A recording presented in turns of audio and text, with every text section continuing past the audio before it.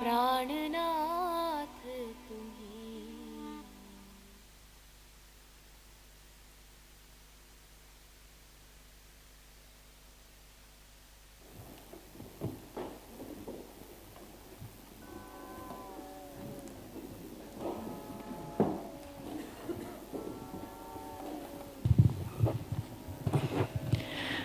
Good morning and welcome everybody to Satsang. We wanted to just speak a word again about the silence, to remind everybody to really honor the silence while you're here. And on a practical level, to think of your roommates, because we're getting a lot of messages about people being noisy in their living space. And we know many of you are sharing space with people that you've just met, and maybe you're accustomed to snoozing your alarm 4 or 5 times, and your neighbors are not. So to just move in this consciousness of respect for the space that you're sharing with other people in your living space and also all around Zimar. Also, just a word about the message box, that it's that time in the retreat where we start to get a lot of messages that are clearly nothing about anything practical here. I heard about a message asking what's the name of the kind of shirt that Guruji wears and things like this. So it's funny. It definitely is funny, but there's like quite a few examples, and then we just feel, okay, maybe we remind you that this is another way that you can start to drift off a bit.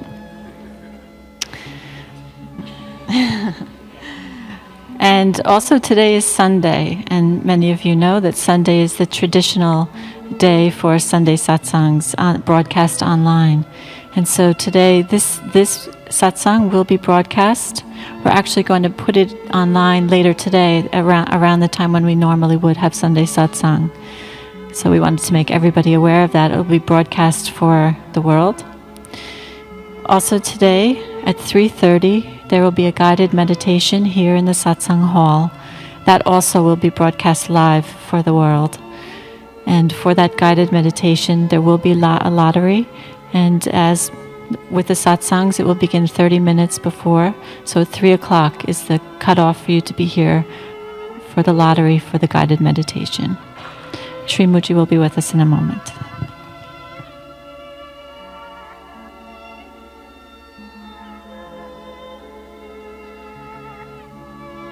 एक ओंकार सतनाम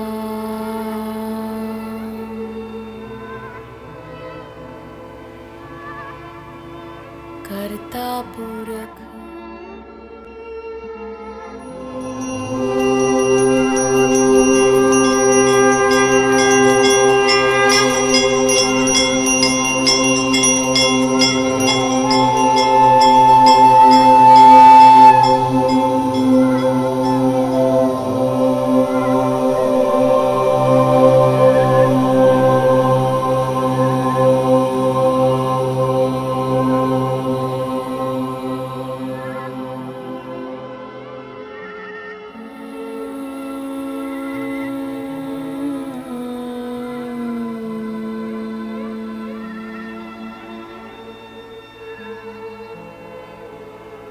गुरु प्रसाद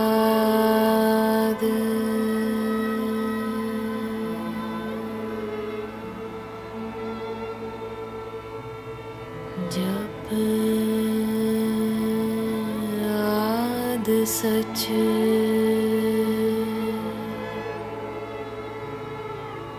जुगाद सच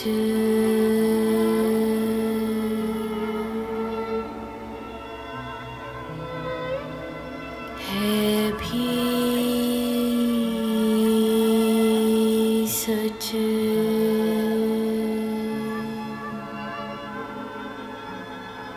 नानक होसी भी सच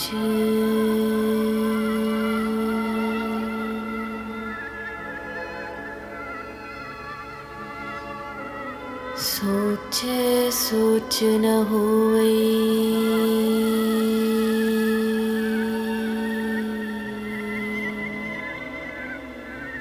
जे सोची लखवार।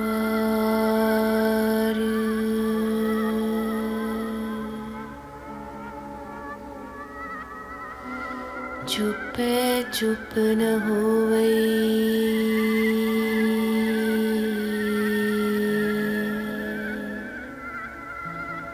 जे लाई रहा लिवतार।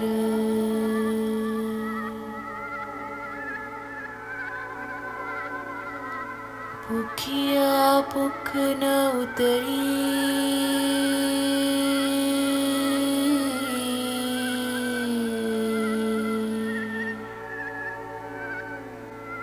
जे बन्ना पुरिया पार।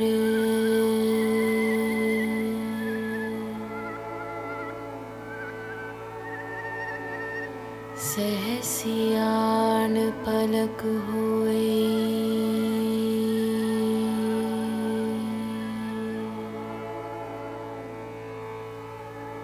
ताइक न चले नाल।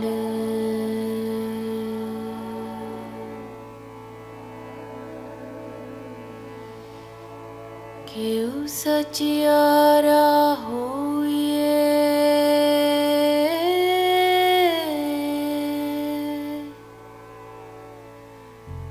क्यों कूड़े टुट्टे पाल। हुक्म रजाई चलना,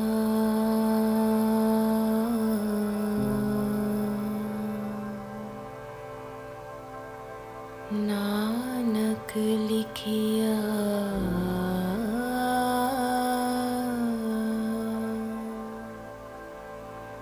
नाल।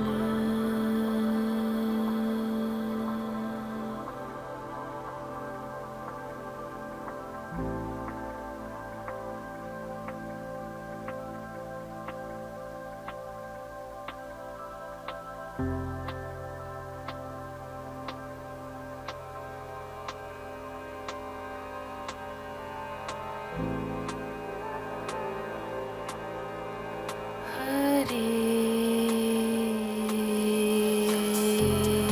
Krishna,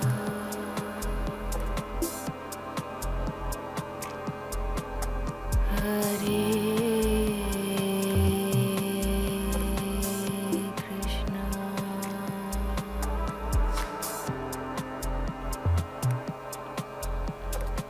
Hare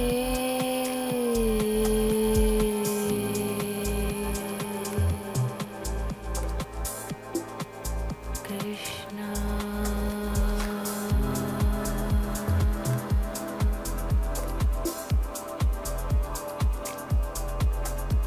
Hare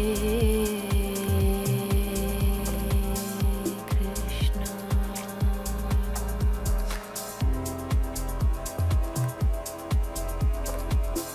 Krishna Krishna,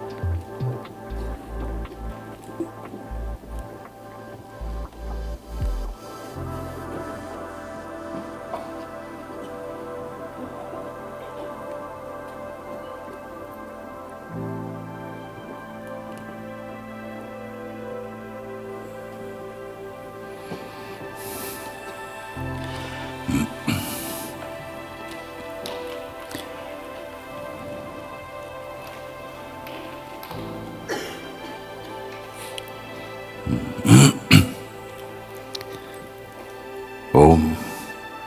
Namaste. Welcome everyone to satsang this morning. Welcome also to all who are joining us via broadcasting. And very much looking forward to what's showing up today. You want to come? Yeah.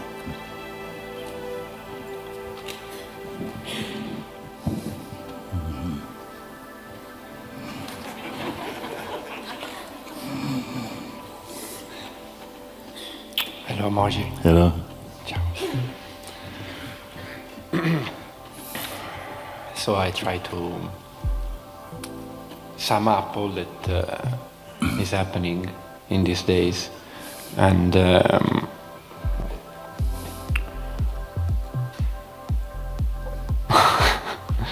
I can see how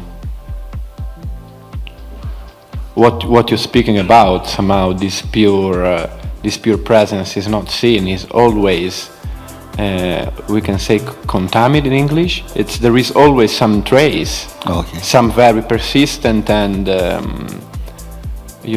kind of spread as well, personhood, and where a space, a stillness is perceived inside, it still seems to be phenomenal, very, very phenomenal. A perception as any other perception that comes with the senses. So it feels... That which perceives the senses also. That which is perceiving the senses also. Meaning that they float in front. Perceiving senses also. Who is aware of space. When we speak about space, I'm not speaking about phenomenal space. It's space also. But that which perceives space also. And it's still... But the mind is, we are giving it to the mind, and the mind is going, it's like your own private Google. And you put, okay, emptiness, enter, and it's emptiness. So it is not going to be that. It's not going to be a definition of emptiness. If you could imagine one who is arising out of some state like sleep, or let's say after an operation, strong as anesthesia, and coming out, and supposing it was you and you became aware somehow, nothing could be seen, no evidence from the senses, nothing to smell or to see or to touch or to feel or to hear, nothing, no information at all. There's nothing to perceive there. Would you not know you exist? Would you need a mirror? Even if looking into a mirror nothing is seen, who is looking into the mirror? That one cannot even be seen. Would you not be with the sense I am that you exist?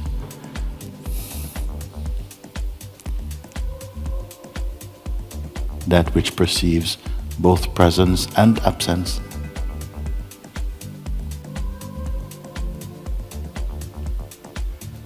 But when from the mind, you are say, but even the space, I look inside, it is that space, but it is still a phenomenon.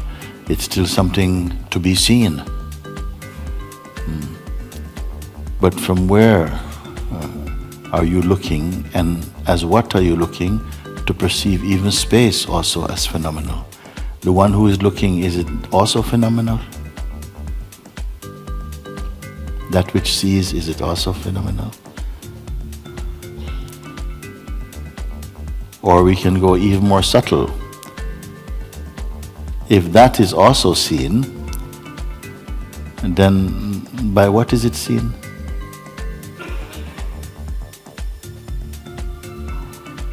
Are we automatically in the realm of imagination, or is there actuality?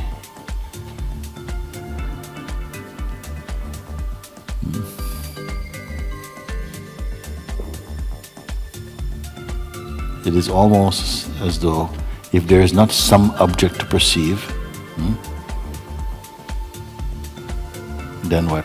Consciousness has no function, no use. From the arising of the waking state, and the functioning of the senses and the mind, throughout what you may call a human day, must you always be caught in perceiving? Must your mind always be in gear? Must you be always interacting involuntarily and voluntarily? Are you merely compelled into experiencing? Is there no rest?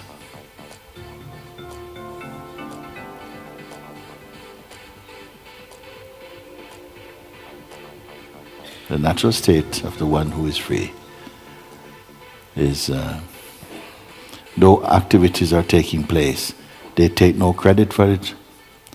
It is the activity of the vital force only. It causes things to move. It is the animating power of the universe. And it is observed. Even when it functions in the body that is here, they don't claim it as theirs.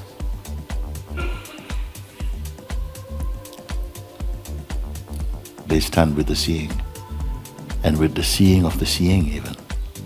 Don't be confused by this.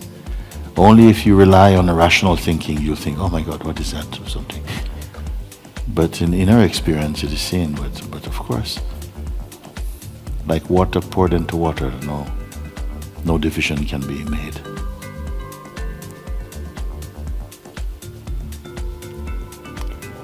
If I can bring back, use the metaphor you used yesterday of the two birds, it very much feels like there is only one bird, one bird, and one eye is. It's strange to describe, but there are these moments, in which there is this perception I mentioned before, even though it's very fast. Taken, and labeled by the mind that comes in and makes all it makes, and also that is watched. But it's feel this presence is very, very much a mixed one, very much a mixed one. Mm-hmm. And what is the mixture? Is that mixed? You must be there. Don't keep going to the result of what is happening, of the perceivable thing, but what causes that perceiving to happen also? Where is the birthplace of that perceiving? Otherwise you're only telling the story of phenomenality and recording time.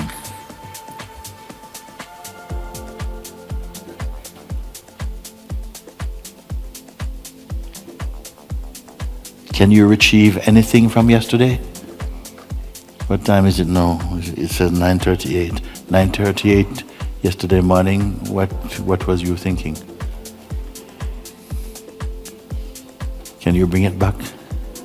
Can you bring it back into this moment? Can you take anything from yesterday and bring it here and say, haha, yes, you see, captured. It's gone. Mind, you can say, in the form of memory, or consciousness in the form of memory, does its best to retrieve something. Take some sort of psychic imprint or photograph of this, but it is not that. That's gone. Just as these words have gone.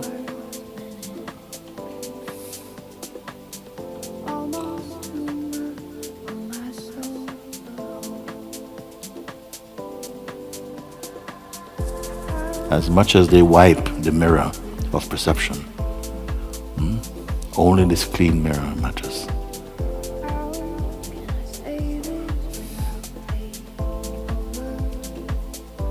So Mooji,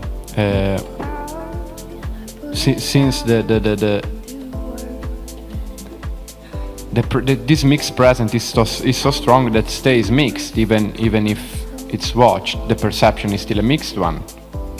The perception is mixed? Well, there is, even the presence, the stillness, what we want to call it, okay, that can be perceived, it feels very much, combined with something, mixed with something. Yes, it can be like that, Yes. and then, you know, Yes. But what perceives this?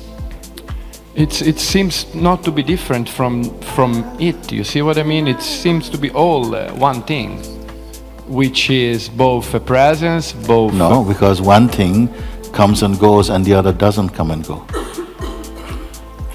So it cannot be the same thing. One belongs to time and change, and it is constantly changing. And we are observing this, and we are making the mistake of trying to keep an imprint as though it is something solid and unchanging. But all of it is a verb. It's always a movement. You see? And you say, yes, but it's always mixed, even the sense of presence. Even if the sense of presence is mixed, what is watching this? What observes this mixture? Is that mixed? And you say it is one thing. Well, if it's one thing, then the whole thing is a big mix-up, isn't it? Yeah, that's the big feeling, actually. Yes. Which leaves us where, then? An impossible task. It feels like, yes. Yes. There is something which is not a task.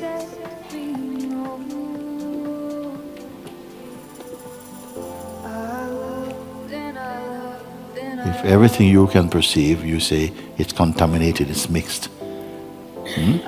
I am along with you, everything you perceive through the senses of the mind, it is somehow an image in consciousness. It's not stable. You have really put that even onto the sense of presence. You say, that is also mixed, somehow it's not stable. I say, okay. The sense of presence also is not stable. Because the sense of presence is usually the most acute viewing point where there is the dynamic consciousness. It is the one who is seeing everything else. Then you say, but even it itself is also... Then where are you looking from to see that the sense of presence is also... Then you be careful, because something wants to say, but it's all one. And if it is all one in the way that you mean, then it says there's no point to it. Yes, where exactly, that's exactly where I stuck. Yes. You know, because there is this, what I You just made described. a conclusion and made you feel stuck. Yes, very much. You see, it's not, the conclusion is not given by the universe. You decide and made a conclusion, and you're stuck in your own conclusion. And how to melt this conclusion? What is your suggestion? Why to try and melt something that doesn't exist? It's only in your mind. You believe something, and in fact you're demonstrating it exactly. We are actually, we are perceiving what we are conceiving. You see? You are living what you believe and feeling it is a fact. You see? There's one who escaped all of that, not relying on any concept. A stage you reach where every concept, including the highest one, even the concept of the Parabrahman, everything collapses.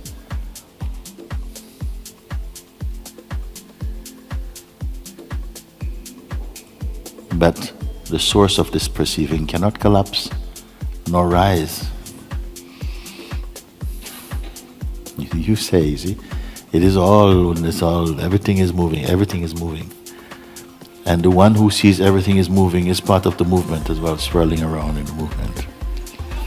And life has given some clues, isn't it? A few days ago I showed you a little bit the example of the time-lapse photography, watching the heavens, no? All the stars, the Milky Way, all of them is swirling, except one fixed. Then I say to you, this one they call the polar star or the Polaris or something. Then you must find the Polaris within you, because everything else is moving. If everything is moving, you cannot judge any movement. If everything is moving, then including you, the one perceiving it is moving, you cannot judge any movement. It will not be accurate. It must be seen, the movement, from a still point. is like trying to find the level on a boat in a stormy sea. What is the level of the boat? You will not be able to do it. If you are her, you see, like that.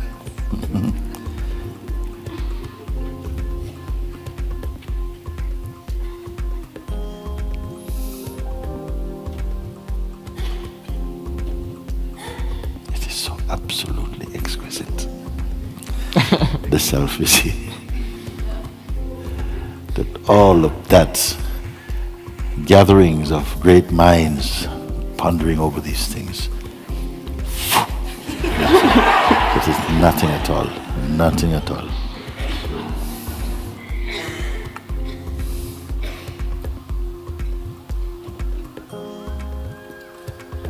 Because there's no one here trying to be still, trying to be balanced, trying to be harmonious.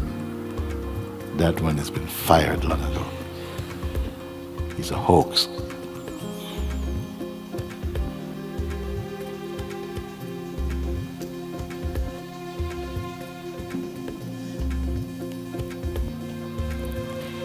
What is left, you see?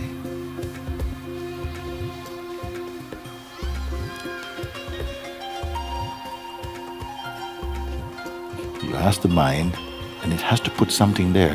It's habit, it has to put something there. It cannot admit to not knowing. Many places we're traveling sometime in India, where you go. If you're lost, you ask someone, how do you get to this place? Even if they don't know, they tell you, Oh, no, go there. Can't find. You meet someone, they say the temple is this one, no? The temple? Which temple? Which one? Kali temple? Oh, no. Even because can't say, I don't know.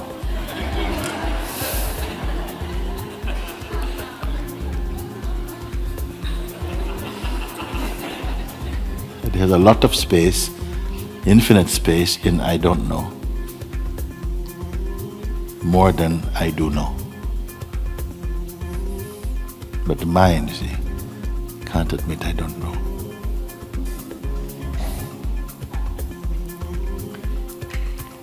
And also, the mind is somehow watched and observed, and that's okay, but also the body feels very present. I mean, obviously it is, but I feel very this body, if you know what I mean, very confined to this body. That's also why before I say phenomenal, because it really feels life. It's all about these perceptions, whether through the senses or even the stillness I mentioned. It feels it's very much a vibration in that sense. And I can see how these experiences exactly know what you're pointing to. That's clear. And then my wonder is how to shorten the distance. You see, even this life with this body and this perception as this stillness can be a very good life, Beautiful trees, beautiful people, nice food, beautiful, really nice. It's not enough though. Yes, exactly, and that you're pointing to something beyond all of that. And yes. I feel also it is nice also, yes, but yes. It's not enough. Yes. This is not stable, nothing stable there. Yes. And then the tension, let's see, it's how to understand truly, not only cognitively, because it's crystal clear what you're saying, It's not another language, I understand. But to inhabit it, so to say, to make it the experience, that's and then there is the other. This is where the difficulty comes, because to inhabit it you have to be something, whereas I am nothing. You have to become an inhabitor. You have to become a tenant. I am not a tenant. The body is important, of course it is important. Even for awakening it is very important. You see a flute on the floor, and But it cannot play any music by itself. It needs a skilled player that turn the wind into music and poetry. The flute cannot play anything. And this body also is necessary for experiencing and even for contemplation, and all of this, it's useful. It doesn't know its own usefulness.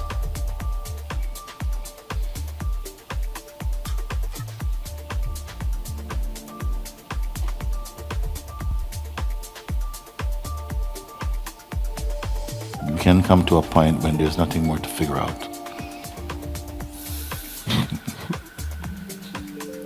Unless you are in love with figuring things out. Some people are in love with figuring things out.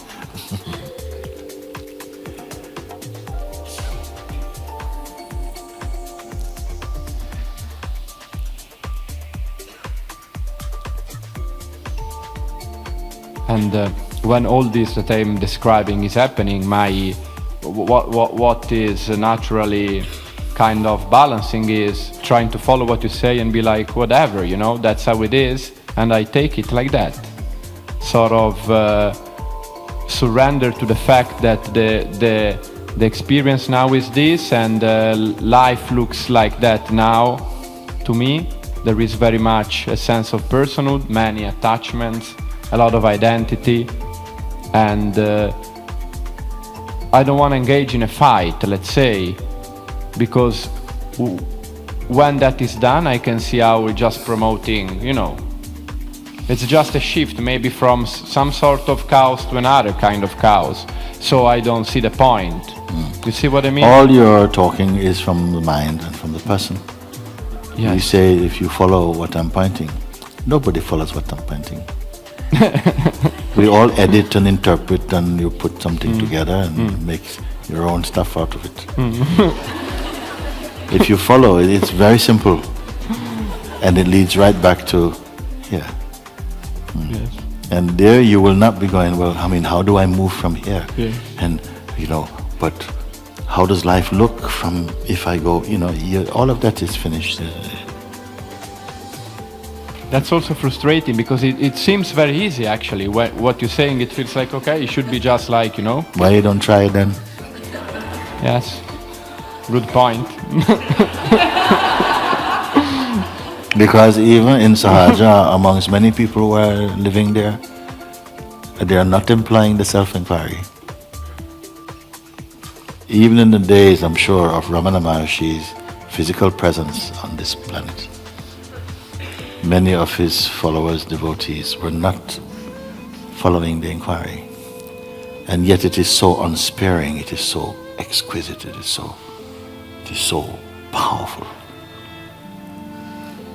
But they follow their inclination to turn it into some ritual, or to say worship Bhagwan, and bring flowers and stuff, which is fine. But who is following the inquiry? And why not? Why not? Because its fruits are sweet and immediate, and yet no one follows. Why? We rather speculate about it. What will happen if, and when this happen, what? Why you don't find out?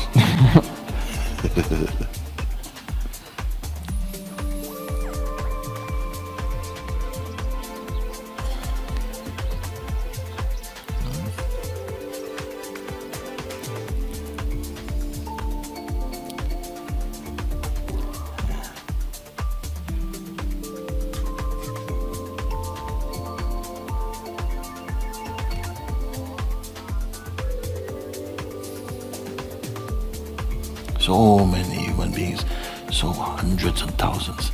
I've met a few thousand. And intelligent people. And when you listen, you see that you miss it. You miss it altogether. Miss it altogether. Paying attention only to things that will soon change and become something else. Everybody miss it.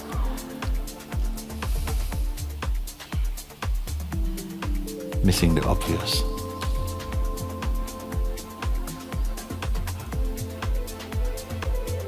Because in the end, you see, many people say, but when it comes to that point, maybe the excuses start to come.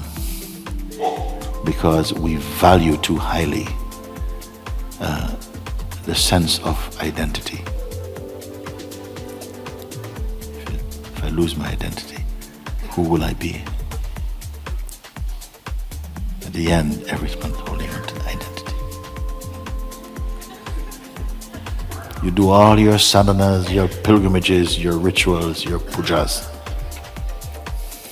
Climb mountains, beat yourself with whips, and sit naked in caves. But in the moment it comes down to this: I don't want to gamble with my identity.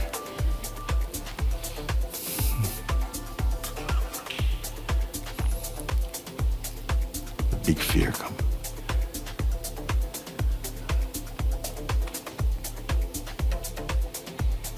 The one thing that seems to stand in the way, the one thing you protect.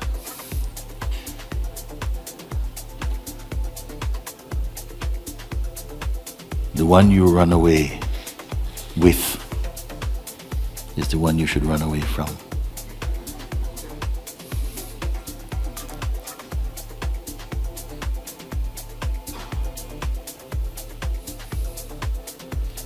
So if you listen on the basis of being a person, you will not gamble. You will listen, but you will not put your money there. You listen and find if you can find another way. So you can keep the person and be free. To be free as the person. But freedom means freedom from the person, not for the person. What a mighty play.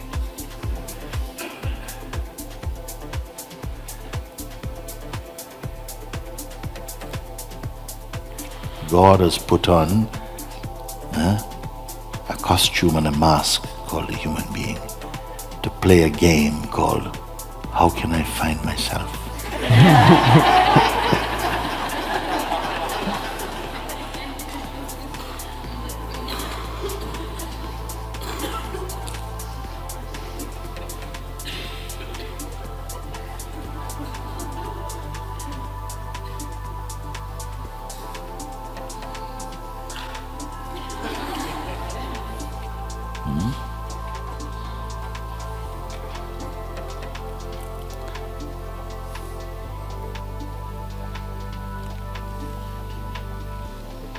We're like actors who play a role on the stage. King Henry VIII. And it's so well played. And then go home afterwards and can't get out of role. And saying to his wife, off with your head.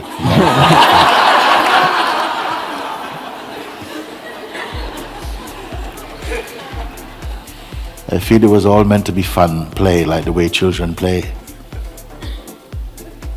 But we fell asleep in it and took it all to be true.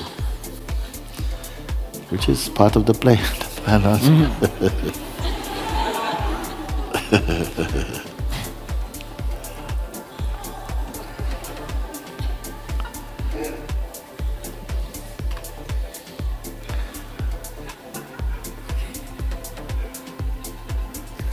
And then we come together in a place called satsang, asking, so, give me the final push back into me. How can I trust you? And it just seems so impossible. I feel so near. And all that.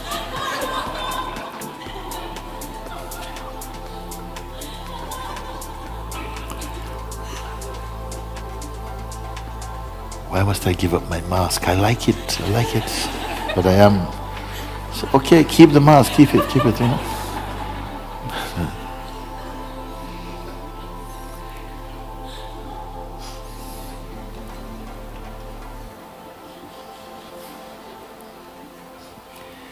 Somewhere along the line, we lost our sense of humor about the whole thing.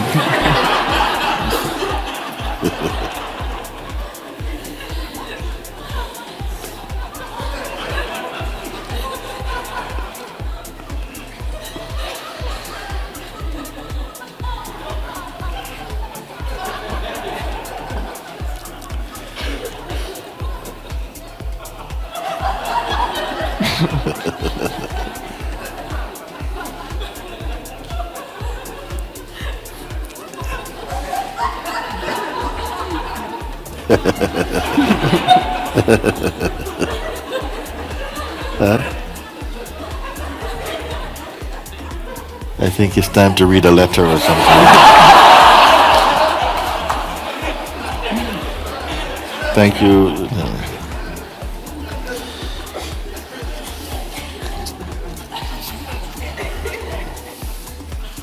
It's another part of the play. Yeah. Hi Mooji, thank you for bringing this to a close. Could you speak a little bit about the relationship between phenomena and the Absolute?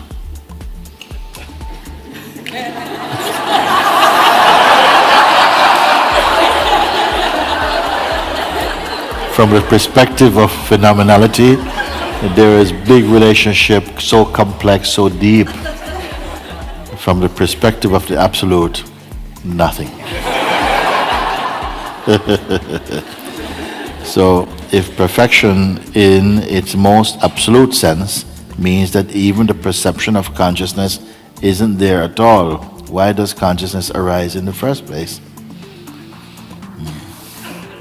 For the one who thinks it does. I don't want to say things just willy-nilly if you don't get it, because that would just be a waste. You see, because I'm also waiting to see how far you will drive in. We can look, we can keep going, you know. But not if it's only going to be intellectual, then it's no point, you know. It has to be felt. And it's not that you can go deeply, more deep, but it must just be for fun. Because you don't have to be digging so deep. If you dig so deep, it's just for the pleasure.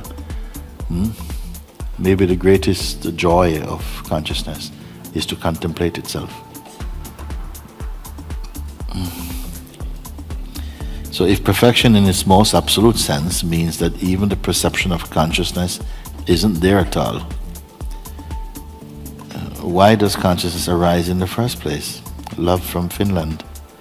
Ilmari.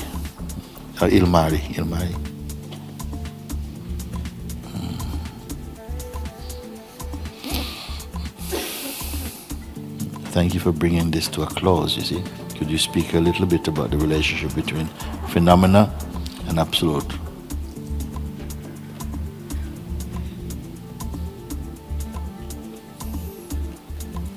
I don't feel to talk about that relationship.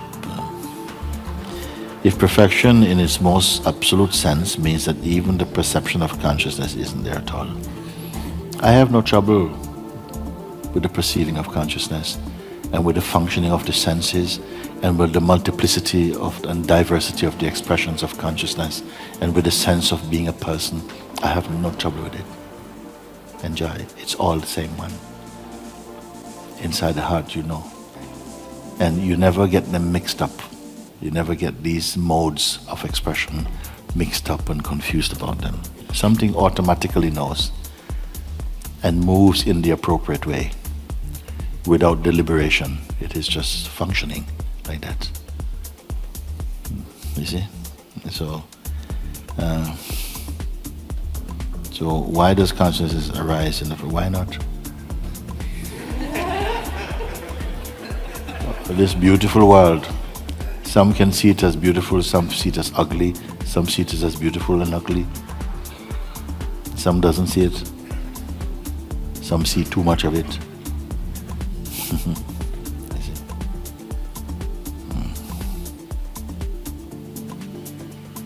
If perfection in its most absolute sense means that even the perception of consciousness isn't there at all. Yeah, I mean, this is for one who has really contemplated. If you really contemplated, then you see that even the consciousness itself is the dream of the absolute or something. But so what? This body is still here, the feeling of presence is still in it, it's moving about. It wants to enjoy its existence. Why not? Nothing stands in the way. Nothing stands in the way. Except if your mind has been conditioned to think in a certain way, and then you're stumbling over concepts and so on and fighting to get out of a jungle, that's your only dream. If you know this, then all is fine. You can move in any environment, and you will not be confused. But you will not have some deep urge, oh, I want to try this environment, now I want to try. No, it's not like this. Spontaneously you find yourself wherever you find yourself, but wherever you are, you become the heart of that place. Like that. Not by intention.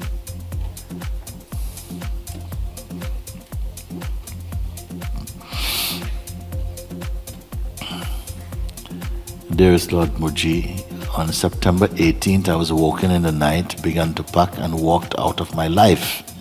I left my ex-fiancée sleeping.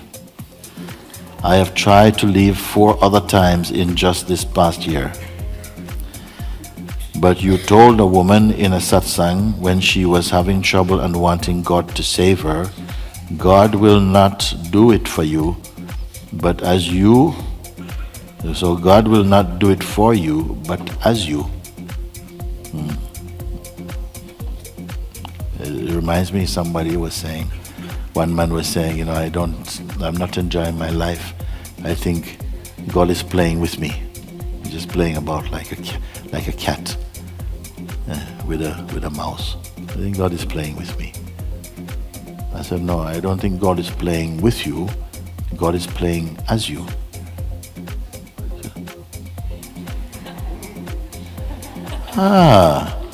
That feels different. Thinking is so amazing.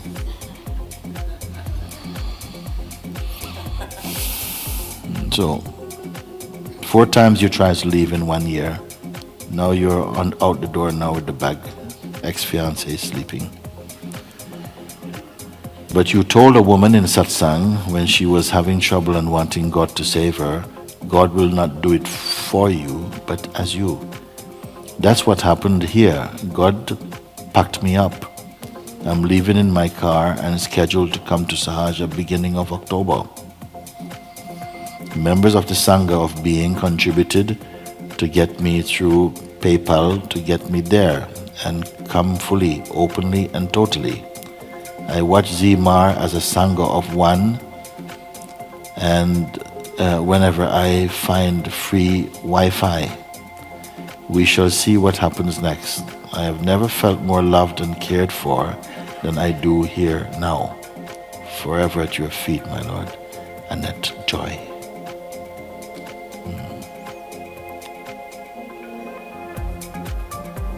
It has happened that some people moved by whatever, not just for spirituality or something, but moved by some deep force, have walked out of their life in some way. I have many times spoken about this for myself also, felt I walked out of my life. Still in the same house, but walked out of my life. What it means then, just something moved like that, like walked out of what represented the past and all of these things. Not that my life was terrible, it wasn't terrible, but it was not any big deal. Something came, arose inside, and because of the presence of this, which I call God, then that's when my life started. But something just everything changed. Like that. So some power is there, And it is a great thing to be able to do that. I'm not advertising, I'm not encouraging. But if a time like that comes to make a radical shift in your life and it feels like life is supporting this, then simply say yes to existence and move. You may ask, but if I have children and so and so and so. If you don't force, the life will arrange something, it will arrange it. It will arrange something. If you don't force, if you're not coming from determination, I am going next Wednesday, whether anybody says this or that, then this is coming from your mind.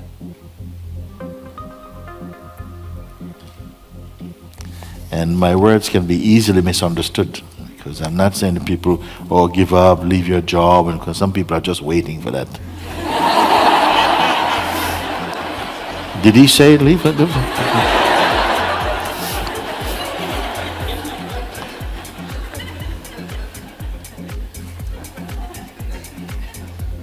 You seem to want to say something very much, yeah? Okay. You? Come then.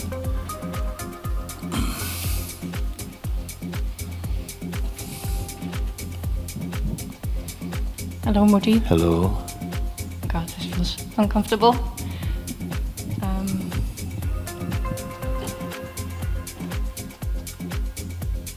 Yeah. So, probably 3 months ago, a friend of mine that went to Sahaja introduced me to you. And I was during a really rough time in my life, where I lost the person that I loved the most. Well, I probably would have loved myself, but I didn't. And I made that person responsible for my love towards me, and then pushed that person away. And I always thought that I would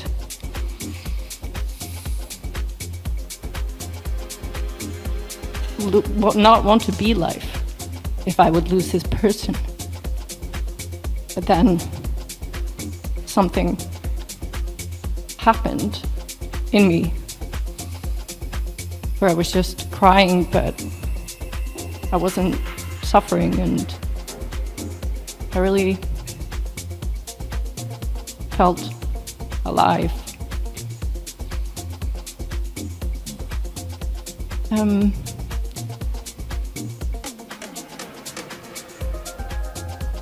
I really want to not be stuck in my head all the time. Yes. And being this body, but at the same time I just want to accept everything.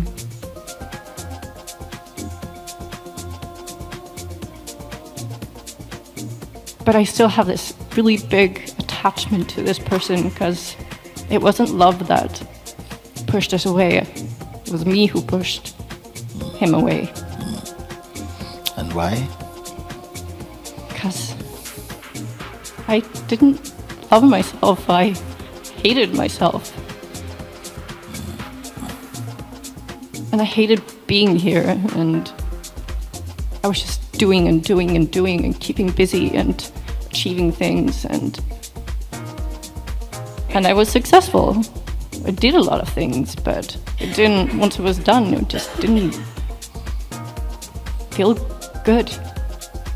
Just felt nothing, empty.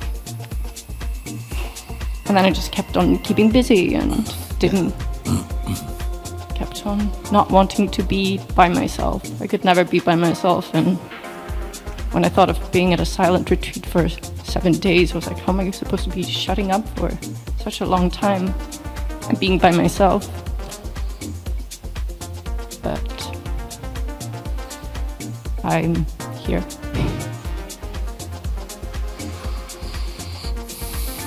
How are you now, then,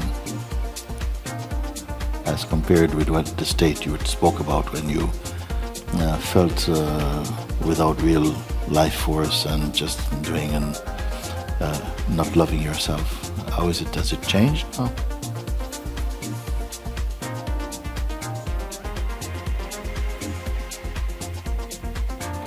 I don't really know. But I want to be here. I haven't given up. And I feel like there was some change of direction. And I feel alive. Yes. Although sometimes I'm like, just want to shoot these images in my head and stop these attachments continuously. Then I would suggest, please follow my pointing, because it is quite straightforward, it is quite simple, it's not strenuous, it's not some long drawn out program, just some simple steps. If you follow them without editing it and reinterpreting or so, it's very straightforward. You'll find that space, you'll come to recognize that space. And by putting your attention on that space, your functioning otherwise can continue, but you keep your mind in your heart. It's like always here. And everything true will come and clarify itself to you. Everything will become clear for you. Just this. Just this. Not any great gymnastics. Pay attention to the sense of being. Just to the sense of being. Just be one with it. Don't try to manipulate or to change it into something or to use it. Simply just be one with it. There's a sense in you which is not attached to anything at all. It is just a sense of existence, the sense of being. And it announces itself in this body in the form I am. The sense of presence. Simply be one with it. What it means to be one with it. Don't combine with any concept, because they will come. They will come, especially if you, as you try to just be in this state of solitary confinement voluntarily, just to be alone with the sense of being.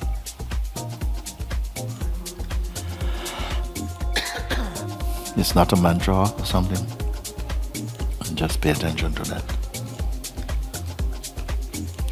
Initially, some thoughts will come to try and catch your attention, to bring it towards some object and to create some kind of noise, but you're not to follow them. And even if many of them come all at once, don't worry, just stay like you're in your house and the door is locked and people are trying to come in and they cannot, because they can only come in if you open the door. So don't open the door to any thought. Let them be. Give yourself a break from them. And just to be the being. Stay with it. And yet you're not waiting. It's not that you're waiting. You're simply present, you see. And just watch this. Keep watching this. You can begin by trying sometimes for like 7 minutes by itself. Just focus on the sense of being. If you persist with this, it will open up a greater space in you. It will reveal the peace that is there naturally. It will widen and deepen and heighten and expand, if you want to say. But there will still be this silence in you. This is the thing to do. Yeah. And that is the simplest pointer I can give. Anyone can practice that. And by itself, If something needs to be known, it will come naturally, like a wave of illumination will come, and you just come to see something with such clarity, more profoundly than if you try to study it with your mind. Some clarity, illumination will simply come. I see people putting their hands up, but I'd rather you listen to what I'm saying than hold your question right now. Because this is how it is. If you hold a question, your ears stop working for what I'm saying. Please just let it go and be with what I'm saying. It's much more important than what you have to say.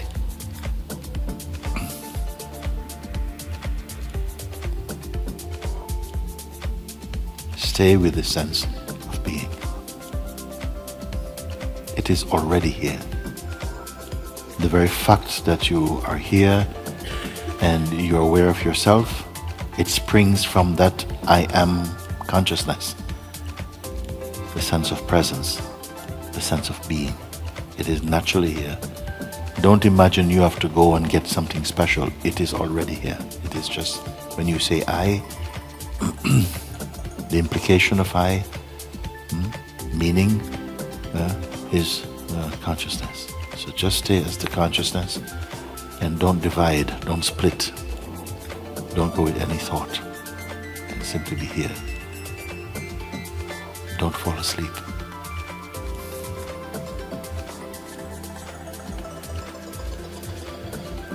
And it is not a blank. It is not a blank, and yet it is not an image. It is not a blank, and it is not an image.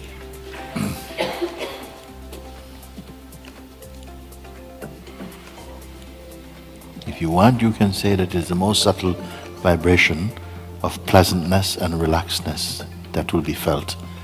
But that's not a definition of it.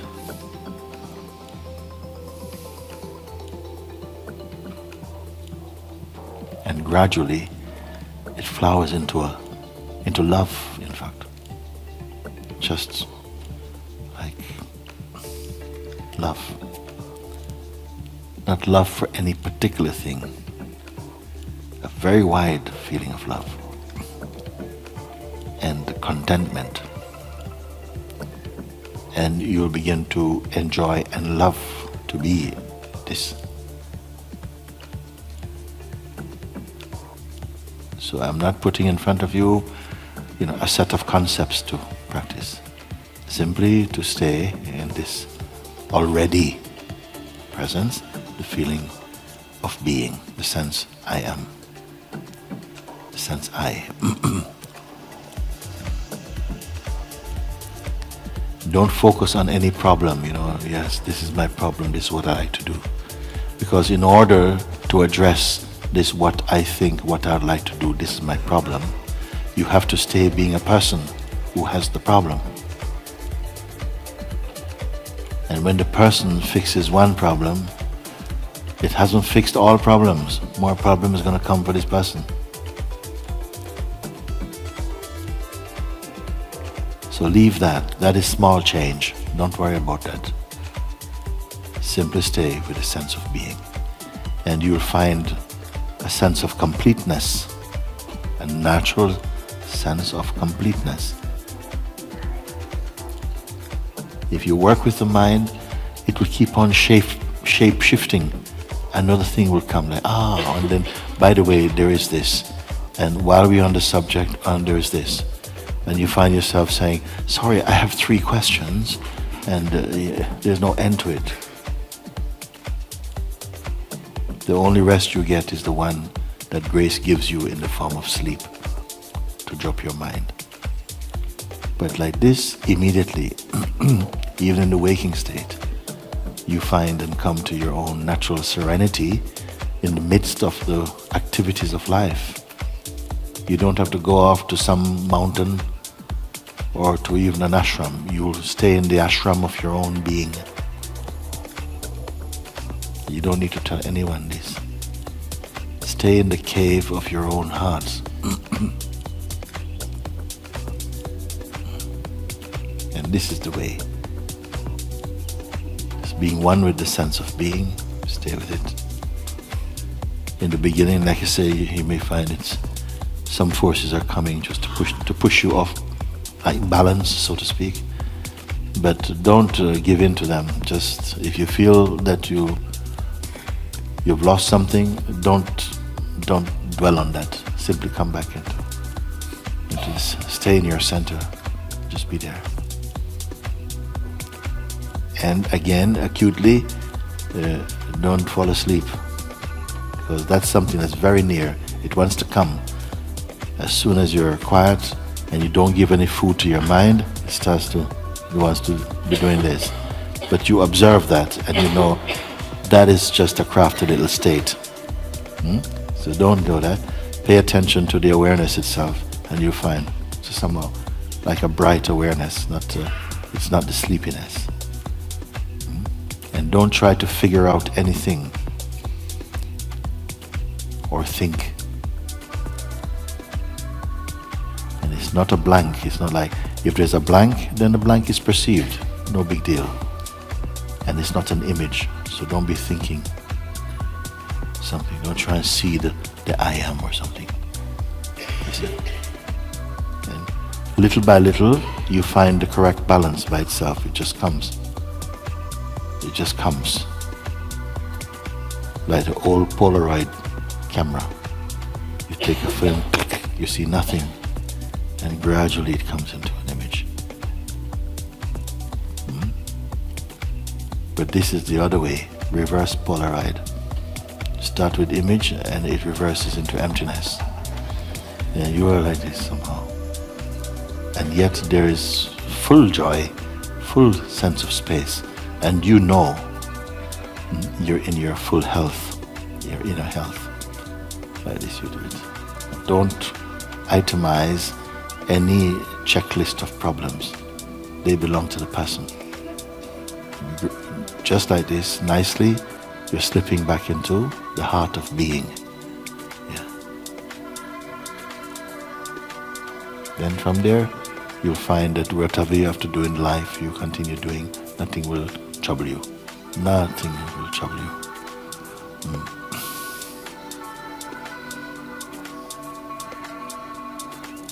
Thank you. Thank you. That's good.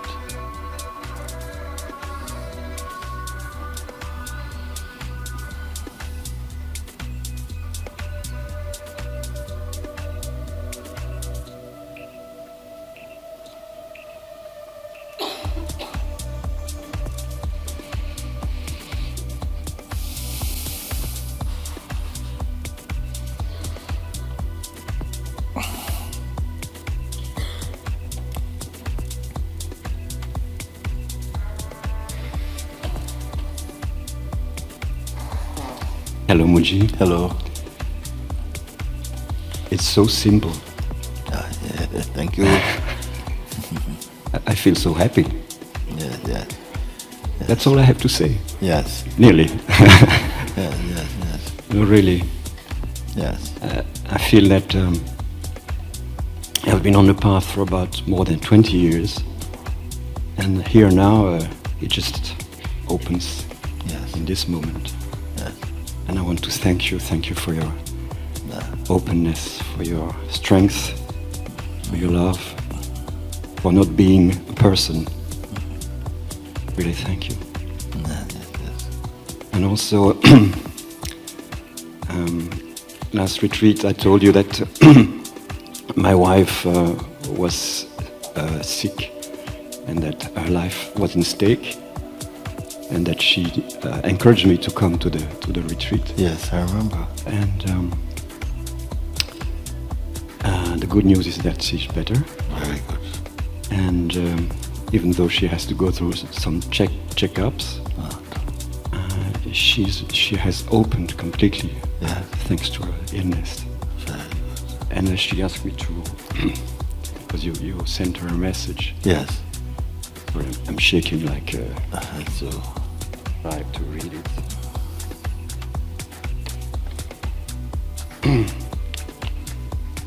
And she said, I am infinitely grateful for the blow of life that flourishes in me day after day. My deepest thanks for your loving message that moved me so much and made me say, yes, yes, yes, from all of my heart, with all my love. Ronald. Very good. Very good. Really extremely moved. Yes, very good. Very good. I am very happy when someone can testify to the simplicity of what is being pointed. Because it can seem, but I mean, how can it be so simple? Or when the mind wants to make more of it, no, I'm sure there's some things he's not telling us. I said, no. Make a start with what we say and follow through. And you come nicely, you see.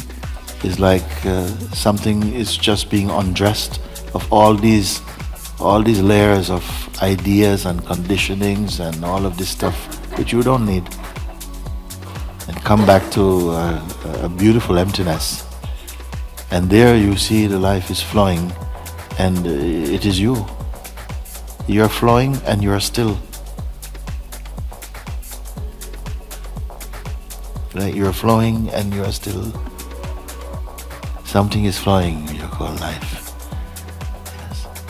And at the same time, you're the stillness in it. No human being can do that with human mind alone. But behind the human facade is the Supreme and the grace of the Supreme.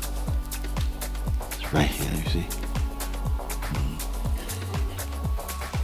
Only to remove that arrogance or to leave it and come deeper in. And then all this become clear for you. Don't stay on the surface arguing like waves. Be in the deep.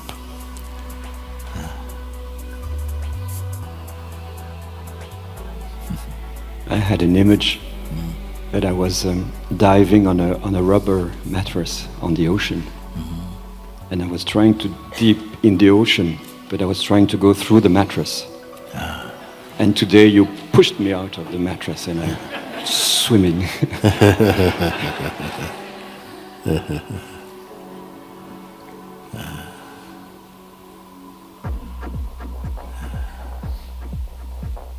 What triggered this joy is the humor that you allow. And I feel that I've been looking for inquiry in this, taking myself so seriously. I have to find, where is it? Oh no, that's blocking me. Oh, come on, get out of the way. A fight, and then it's humor opens everything, I think.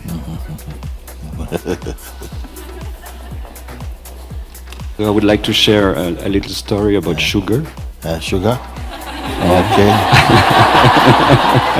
You've been talking with the doctor about it? Okay. By the way, I wanted to thank the doctors and the doctor for saving my wife's life. Yeah, really. They don't have to be guilty about that. So the sugar, it's Mullah Nasruddin.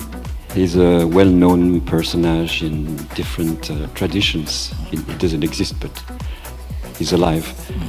And a mother comes one day to him and says, could you tell my son not to eat sugar anymore? Because he's eating a lot of sugar. Mullah Nasruddin thought a little bit and he said, okay, come back next week. So the mother comes back next week. And the mother comes and the boy sits. And Mullah Nasruddin says, don't eat sugar anymore. Okay? And the woman says, why did you have to wait for 1 week? Because I was eating sugar myself and I had to stop that to be able to tell him not to eat sugar. Very good. I would love to have a hug from you.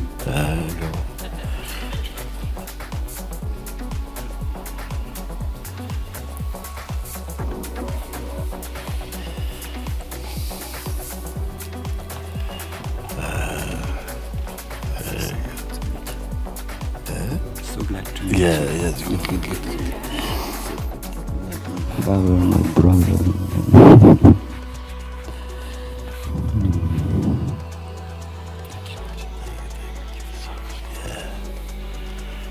Good, good. Yes. Good, good, good.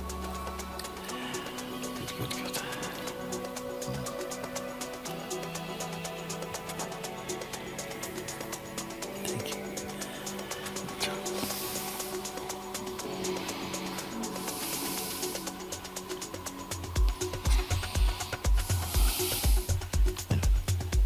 You? Yes. You.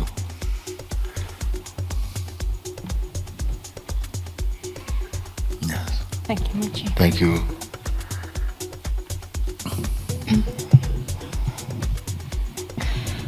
I would like to ask your help dealing with the grief.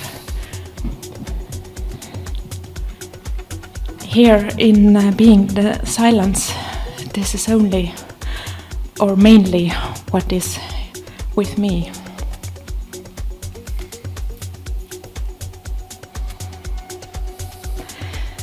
Uh, 6 weeks ago, my son decided to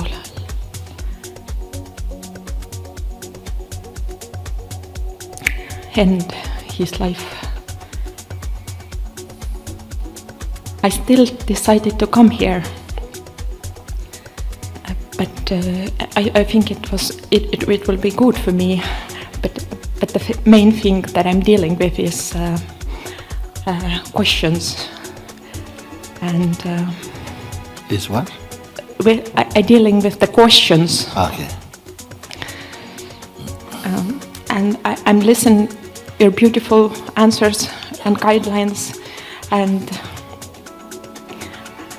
but I can't let go fully, because how you can accept this thing that yesterday you said that if you see from the sun perspective that no clouds can cover you. Yes. Some way I can understand, and I have been in a stillness all the way.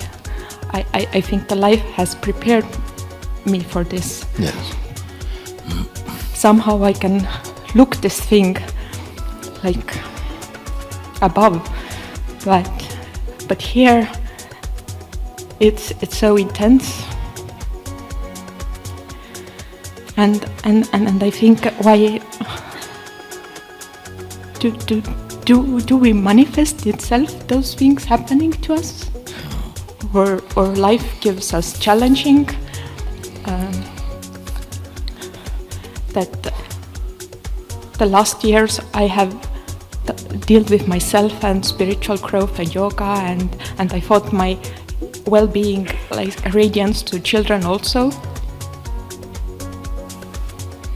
But my prayer or statement was that I trust life, whatever it brings to me. Yes. And I don't have expectations, and I have that detachment. And if I say to this, maybe life gives me test. So here it is. Can you deal with this? Is it that so? It includes that. It's wider than that. I cannot limit it to that. But it includes this also. These expressions come. You see? But I don't want to put it that life is kind of testing you in that deliberate way. Life is just being life. And we perceive, depending upon the strength of our attachments, depending upon the strength of the attachments, you feel that life is doing something to you. Why did life treat me like this? Because we want something to be different. And you say that your yoga and different practices have been preparing you in some way, you can say, for not just this, maybe for everything. But it includes this moment also. I remember in India in 1994, while I was in India, my son passed away here. And totally unexpected, not sick, nothing at all. Boom, like this, is gone. And people had come after these, moving forward a bit and say, oh, why did this happen? And, he's such a nice person, you're such a good this and so on. I said, no, he went right on time. It was his time to go.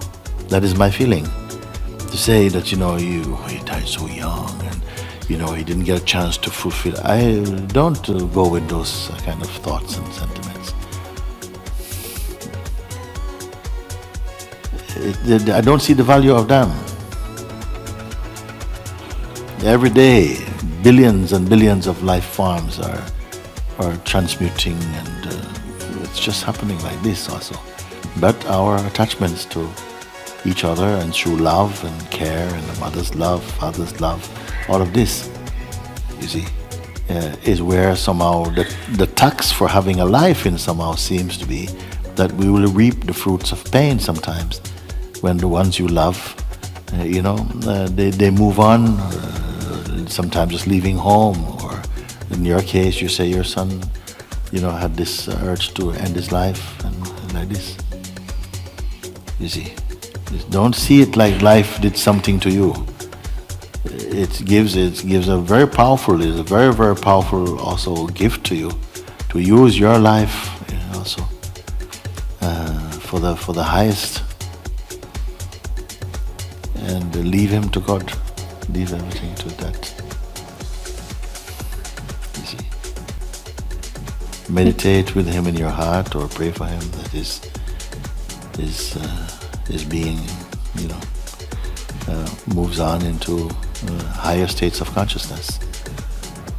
He is not suffering. Perhaps when the body he was suffering. On some level we don't know. You can be the best mother, the best parent, the best parents. You cannot guarantee how your children will think and what will happen with them. Yeah, the self-blame is there, that that I wasn't enough, or I don't agree with it. I don't agree. Unless something deliberate, if you can look and say, well, I treated him badly, when he wanted to talk, I told him I don't have time for you and so, then you may say you have a cause to be remorseful about it. But if you have done what you can, life has so varied expressions, and beings have come, you don't know, we read a chapter here, but the whole book you don't know. You see. And if we put so much emphasis on the physical aspect of ourselves, the physical form, and become attached to that. So of course pain will be there also. It is very difficult to avoid that. Even for awakened beings.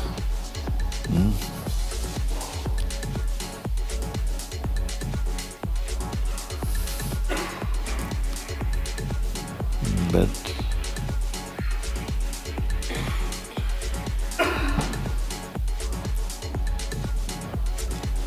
look into what you're grieving about, particularly. Go to the center of it and see what is the main, where's the main stabbing, what is it about, what is it that burns you so much? Because we all have to leave this farm at some point. Not that I understand, but the poor soul that he was suffering then, and I couldn't help him. Yes. Also this is true too. It's a very, very powerful place when you're not able to be helpful. We always want to be helpful, and sometimes you cannot be helpful at all. I invited him here also. Yes. Yes. Sometimes only when we go to that state of intense helplessness, you find somehow the courage to go deeper into your humility, and doors open for you. You don't know. But don't be trying to analyze his life from where you look. No one can understand that.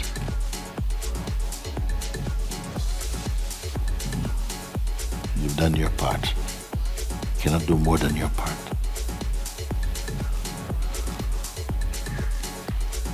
And then it feels wrong that I enjoy the life after this. He would not want you to suffer it.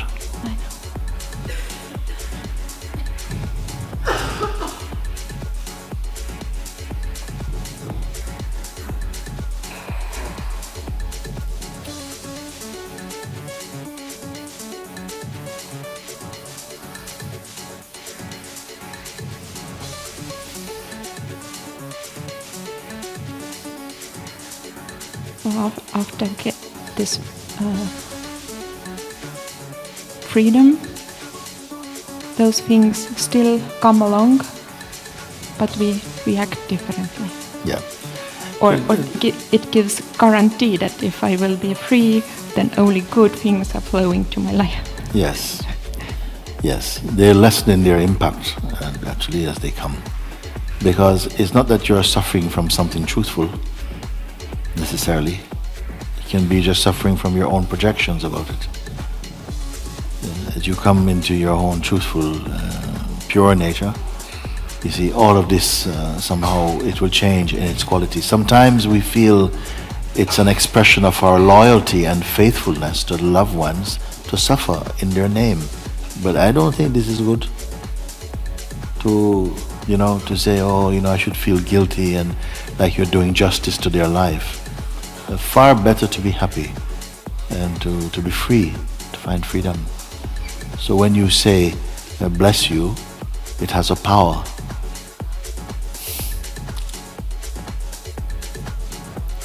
When you say bless you, it has a power.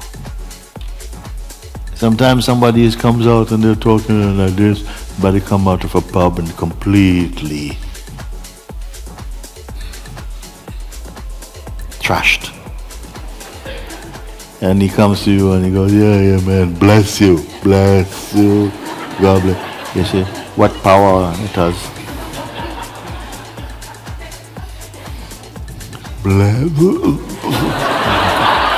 Bless you, brother.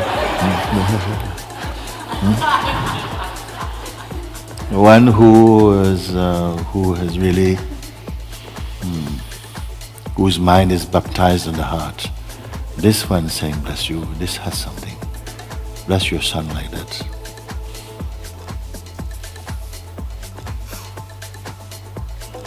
Widen your love. Deepen your understanding. Bless the world.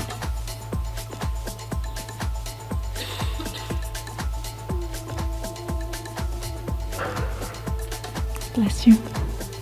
Thank you.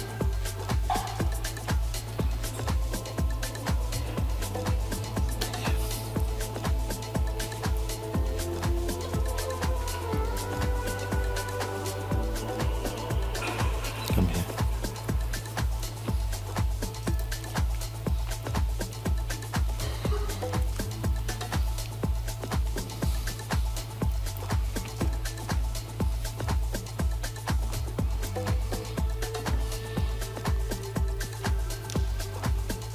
Thank you for sharing.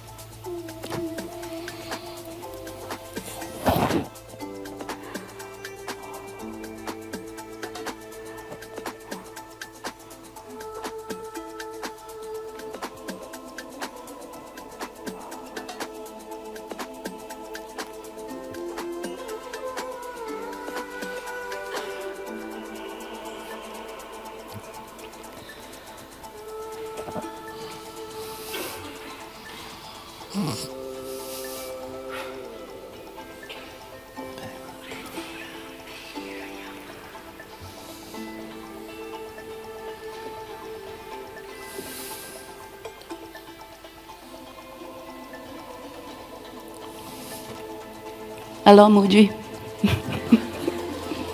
I just had to be here, so I just got up. Maybe it was not my place, but here I am anyway.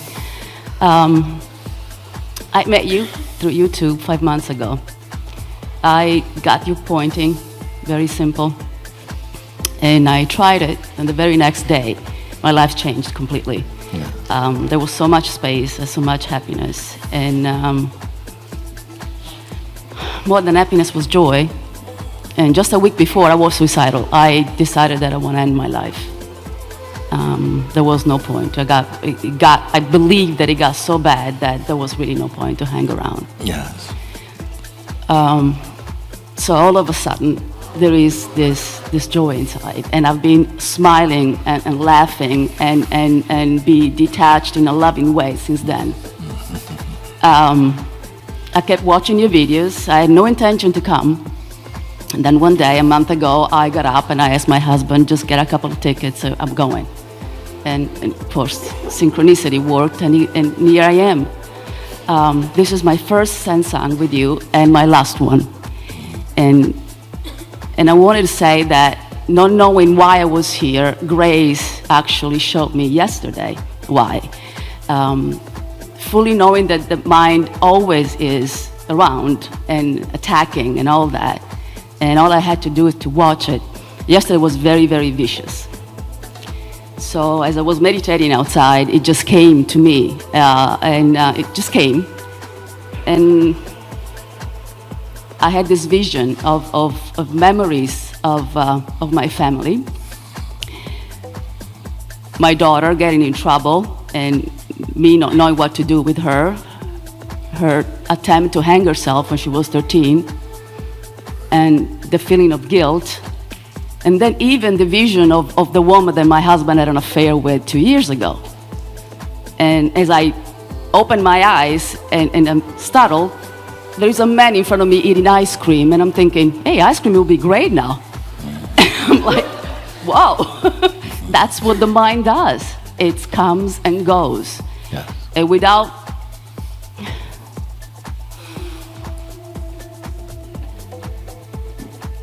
there is full compassion for me and all of us believing the mind when it gets really, really nasty.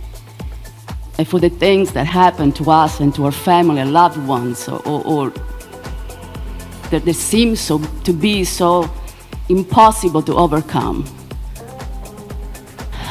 It's all mind, it's all outside, it's all coming and going, coming and going, coming and going.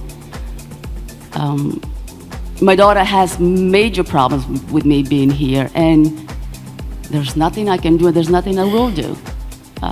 As the self, everything is fine. It's better than fine. There's nothing. There's absolutely nothing. And by the way, my favorite piece of, it was part of the satsang probably, was when you actually told us there is nothing, there was nothing that just could appear and could come to convince you that there was something. There is absolutely nothing. So I wanted to thank you. I'm prepared, of course. I don't have to even be prepared. And I know why I'm here, and I love you. Yes. And thank you so much. Thank you. Could I have a hug? Yes, yes, yes.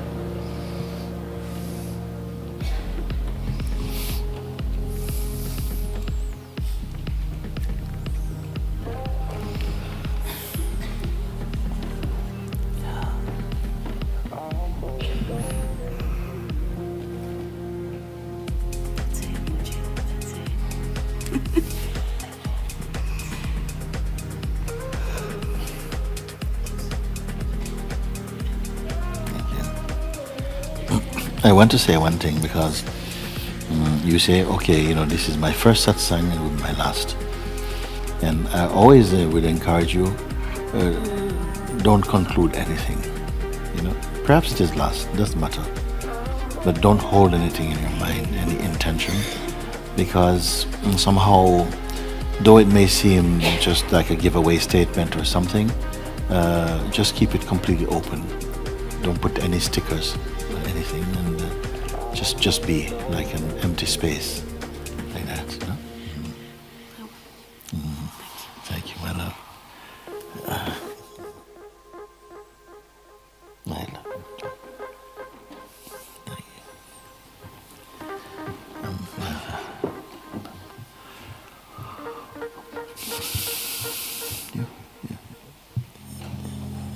Okay, you come in.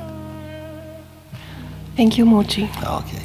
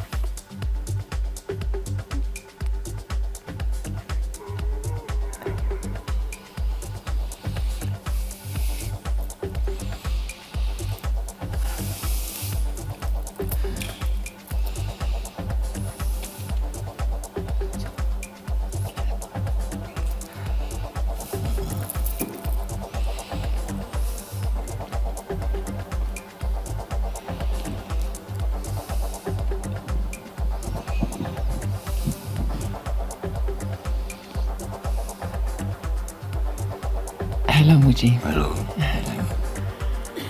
Oh, I'm trembling.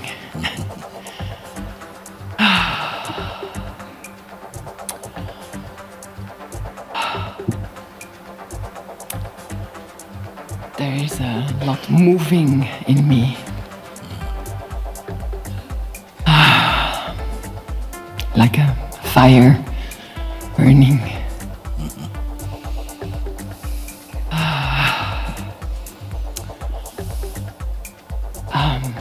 A year ago, you answered a letter I wrote, and you said, "Stop trying so hard."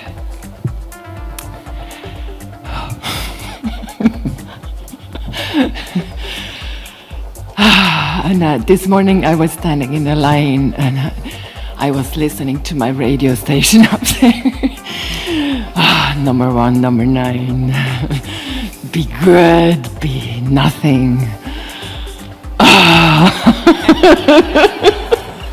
I was number 9. What a joke.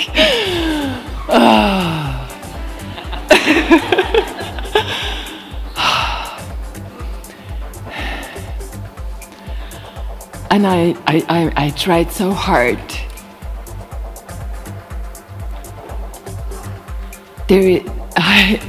This trying hard is like Harry Potter's invisible cloak, and underneath is everything that's cluttered up in me and everything that is good. The whole personality, I wanted to look in the mirror and see nothing. So I took the cloak, the invisible cloak, and I saw nothing. And it was it's so strenuous to want to keep this cloak of nothing. So badly, so hard. Let me hear you again. Now you say it takes so much energy to put on this invisible cloak. Or to put it on the invisible cloak of all I am, all the personality which I don't want to be. Yeah. So it's dropped? Yeah. This morning it dropped. It's dropped. Yeah. You don't have to pick it up. And since then, it's like a burning fire in my heart. Yeah. Like, and the mind goes.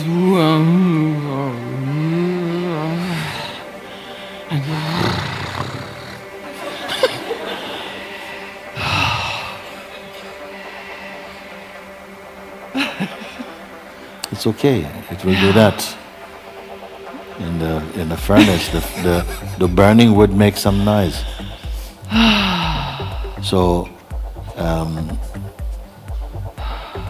there's nothing to solve now when you're in this fire. It's not time to work things out or to even to understand. It just when I say before, welcome and step into this fire of self-discovery. This fire will not burn you, it will burn only what you're not. And so be in that fire and keep your hands like this and burn, let it burn. It's a beautiful burning, it's a beautiful burning. It replaces sadhana. It's a fire that replaces sadhana, meaning that you don't have to practice. It's not a fire of practice. It's fire of surrender. You have stepped out of one heavy garment of past and intention and effort and struggle and strife and identity. Wow, and drop him.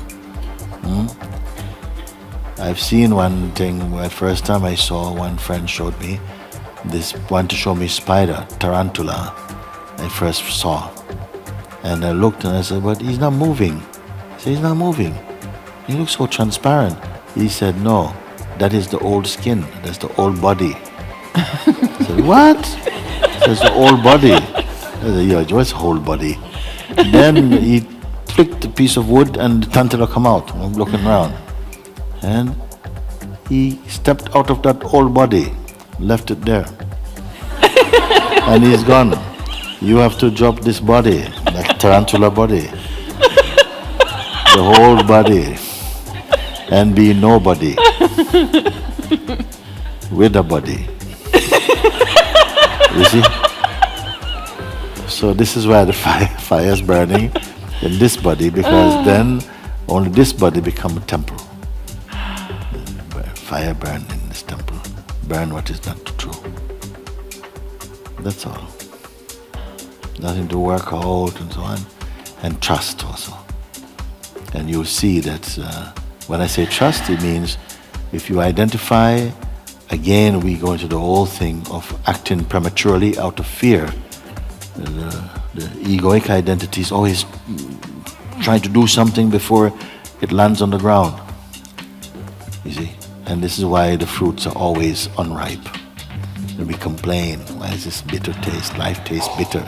Because you don't allow it to show you it's ripe, juicy mango. You're too hurry, you see? So when I say like this, leave it, don't try and work anything out, and trust. Meaning that when something needs to be known, it will come to you. Don't think you have to go and bring it or go shopping for it. It will come to you. Once you have experienced this a few times, a natural confidence comes and the trust, all is good, don't worry.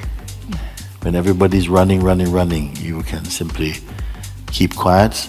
If you feel that's what it wants you to do, is to keep quiet, don't panic. You see, not everybody practice sadhana. this fire of grace can burn a lot of old debris is burnt like that. And something emerges from this, resurrected into your own true nature, I see. And if there's some sadhana to come, you will intuitively come to know, because it will manifest like an urge within you, and you'll just simply cooperate with that urge, and you would go where it goes. This is a beautiful life like that.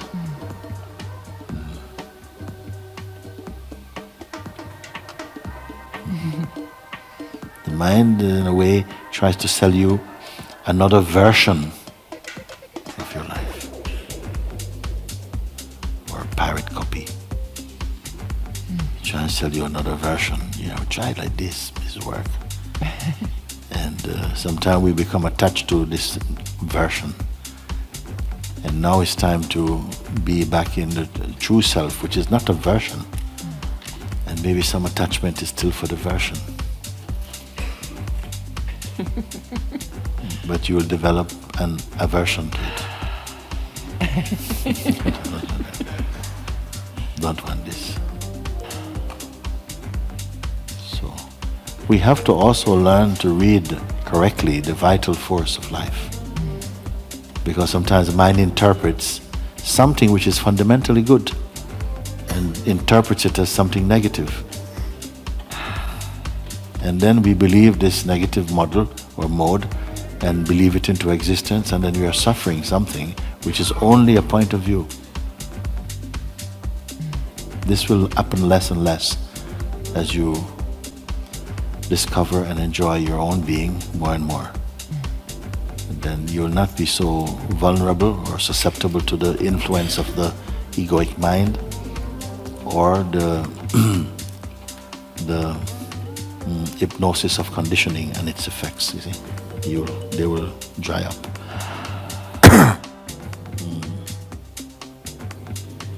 So, win-win all the way for you.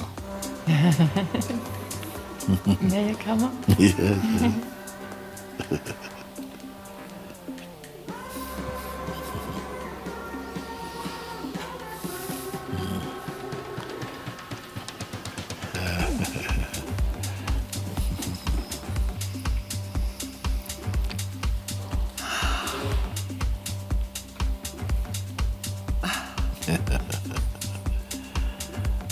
Very good.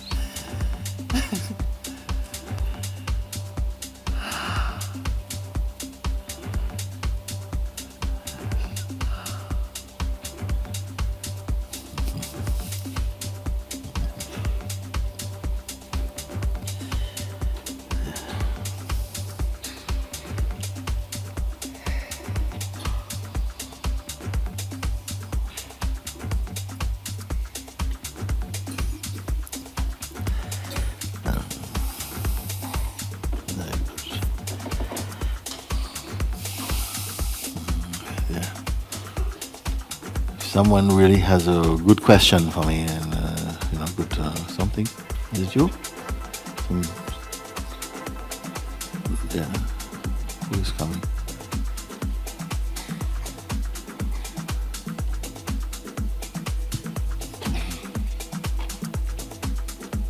Mooji. Hello. I'm one of these who had troubles to come here. First, I've lost my passport. Then they told me to come here with a driver's license. So I drove very fast to the airport. Then the police stopped me and wanted to take my driver's license. And then I said, please don't do this now. It's too much for me. And then I started to cry, and he said, okay. Just pay 100 euros. And then I left and I got the plane.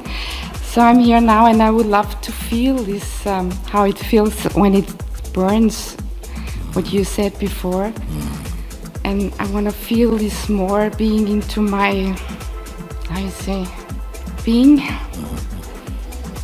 Because I easily get out of this.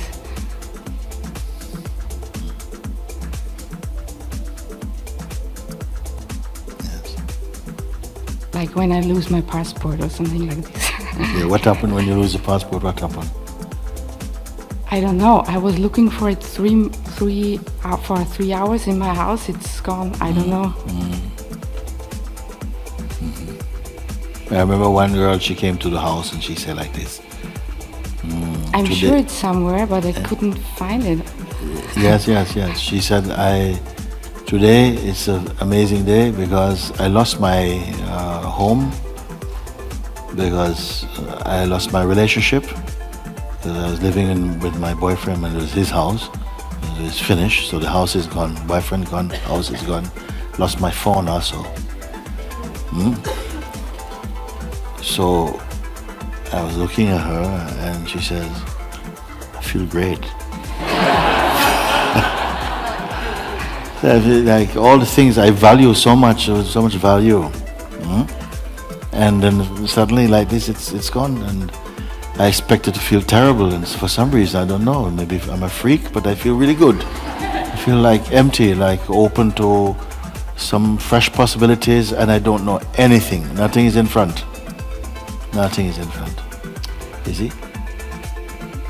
So sometimes these things happen. It happens very often with people coming in satsang, actually. I don't know why. Well, I felt that it was a decision coming here. Yes. Even the passport was gone, and I think, I want to go there. And it happened. Yes. This is very good. You're here. Now you leave passport, leave everything. Everything brought you here, and then you leave everything for a moment. Just leave it aside. I mean, I don't say go take it in the garden and burn them, but no, just leave everything aside now. Don't associate with anything for a bit. Yeah. Really try and follow this now. For one moment, while we're here talking, just for this duration, leave everything. All your associations, attachments, all your ideas about life and who you are and what was past and what should be the future and what you want to be awake and all these things. Leave everything, even that, even the desire to be awake. Leave everything for a moment. Everything. Nothing in the account. Close the account, finish.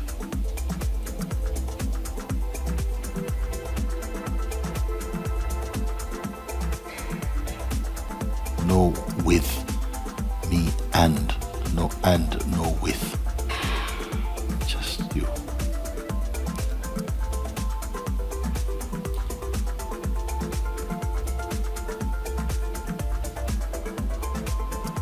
Don't save, not even a hairpin. Don't identify with anything.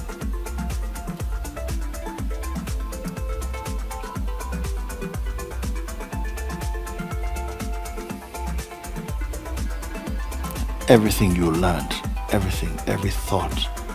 You don't have to do one by one, but you can have this very overall vision. Every thought, you see that they came after you. They're not original. You pick them up in the life. Everything you picked up in life, every notion, just somehow you can do it just in your heart. You can say, just for a moment, I'm putting everything down. I don't know what is possible or not possible, but my attitude, I leave everything, including my sense of self. I leave everything. You do this now for me. Yes. Anyone can participate.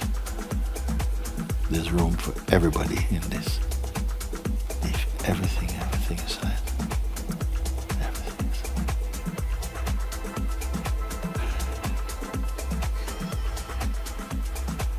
There's nothing to suppress. Don't suppress your senses. They're fine. They're not in any trouble. Just you're here.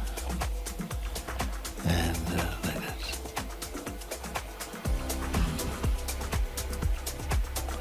Don't be concentrating on anything. You can do this now. You can do it. Leave everything. I just want to see you without any association at all, completely empty, beyond even the concept of empty.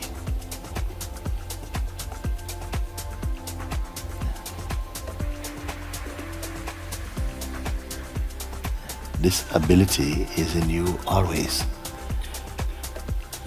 to ground zero. Taran. Okay, like this. How are you? I can see better, and I feel very light, and more expanded. Yes, yes, yes.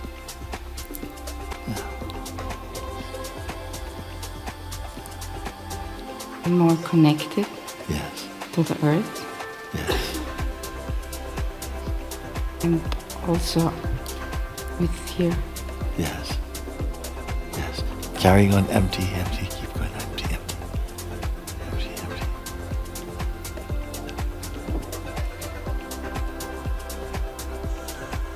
Comb everything out, comb everything out, everything out.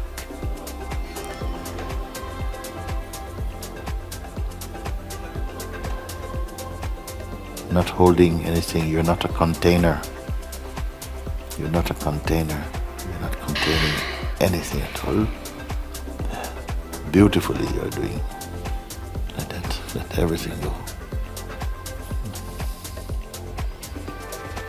Maybe you will live maybe 30, 40, 50 years and you've never done this. Now today you do. Empty everything, everything, empty, empty, empty. Don't touch anything at all. Leave everything aside until you find that there's nothing left you can take. Then stay as what remains.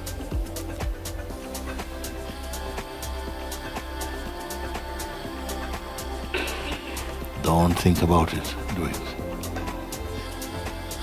Think. Take no hostages with you, everything you leave. No friendships, no relationships, nothing at all. Leave it now. I want you to look at something that in life perhaps you have never seen.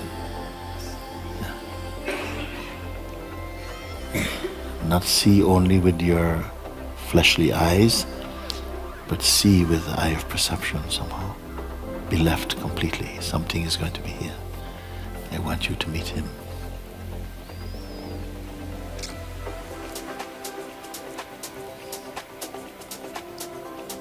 Yes. Very good. Very good. Why are you crying?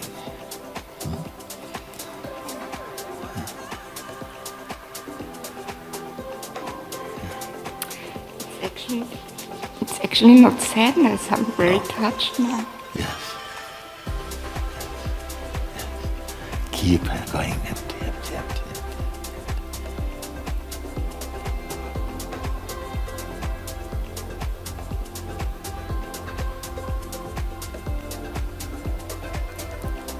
Like a plug hole, we take the plug out.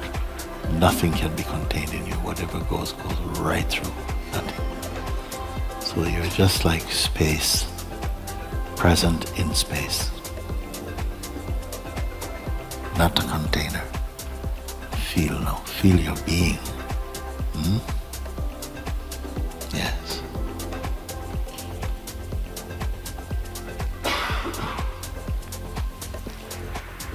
So there are no parts, no pieces, just one.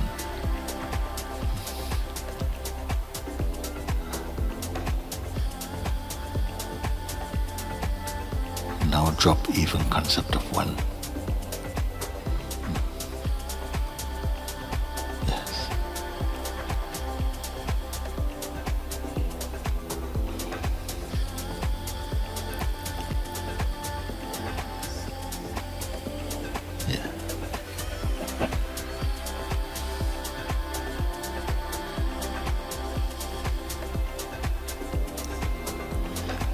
No imagination needed. Not imagining. Don't imagine anything. Nice, clean, clear like space.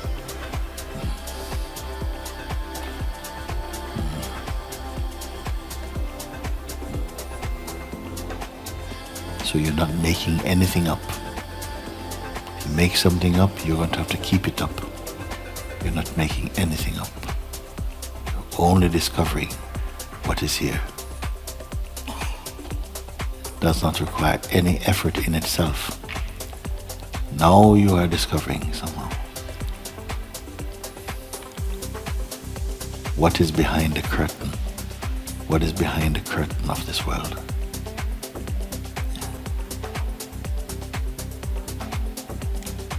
Very good.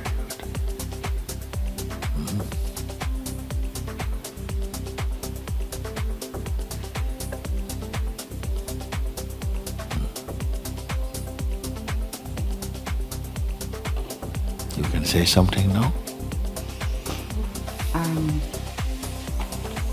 It was a great adventure. Adventure? No, like an experience. Yes. Is it finished? I don't know. It's never finished. Never finished.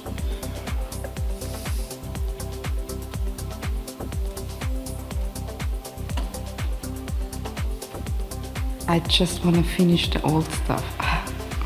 Where is the whole stuff right now?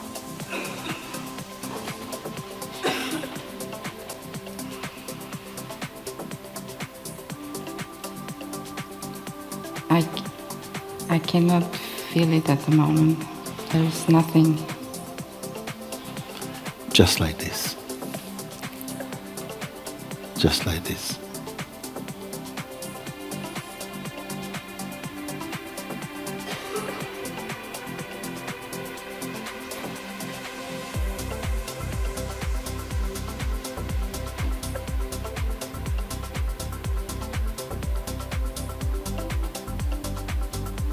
Do I have to burn something now? Do you have to burn something? Yes. Not especially, no. Okay. Yes.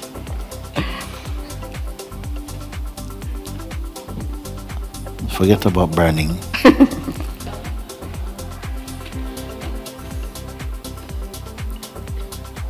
Just remain like that. Thank you. Just remain like that. And the mind might come, okay, I've been remaining like this now for 10 minutes, nothing is happening. You're not looking for happenings. Let happenings happen. You're not behind them. You stay here. You love this place? Yes. Yes. It's very Yes. peaceful. Yes. Just keep loving it. Honoring it. Acknowledge it. Be one with it. Like that. And leave the rest. Don't worry about the rest.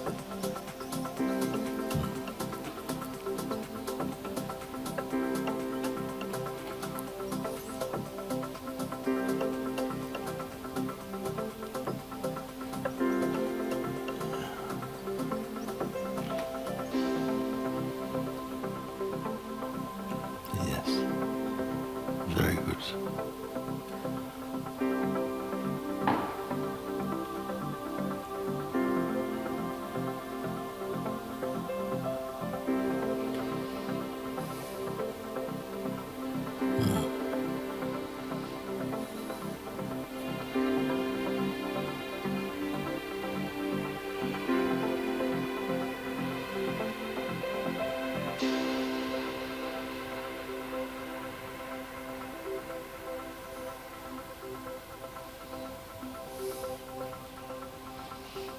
Okay. You can make it back to your seat now. You'll be good? Yeah. Thank you. Yeah, very good. Very good. Okay.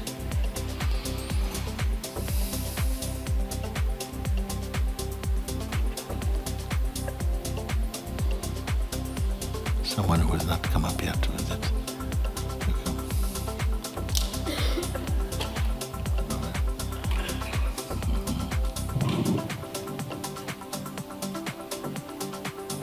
Hi, Mooji. Hello, darling.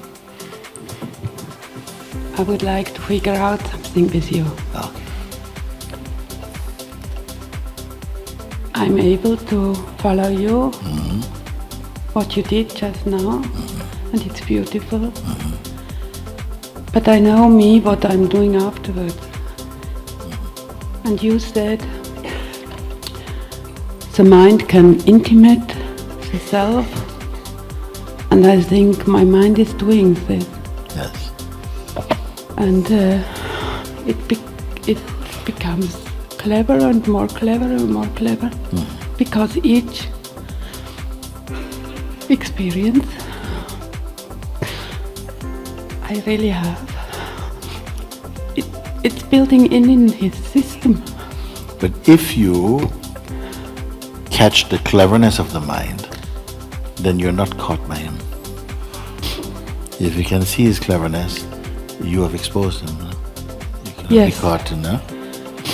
That's what happened when I'm in a state like that, Yes. and I go out and I don't recognize when it changes. I still think I'm in it, and when I meet you again, I see I'm out. I was not in it anymore, but it looks like, and then I become confused. Then you have to be in it as it. Don't be in it like you go into a room and there's a room and you in it. When you go in it, you must become it. You mean in it in this state? Yes. I am in it. Yes. As it. Yes. As it. Yes. How will you come out then? My mind intimate that it is a being. Yes. So your mind imitate. Imitate. Yeah. Yes. That's it is. Yes. Okay. But you know your mind is imitating, but you say you don't know until. I lost it again. And this I only see when I see more reality again. Yes.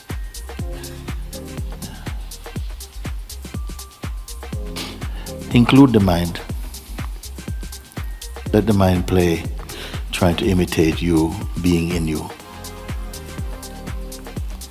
Because if it is imitating this thing, and you feel, okay, I am here, and like in this state, I'm just here, just perfect. Then the mind comes, and then what does it say?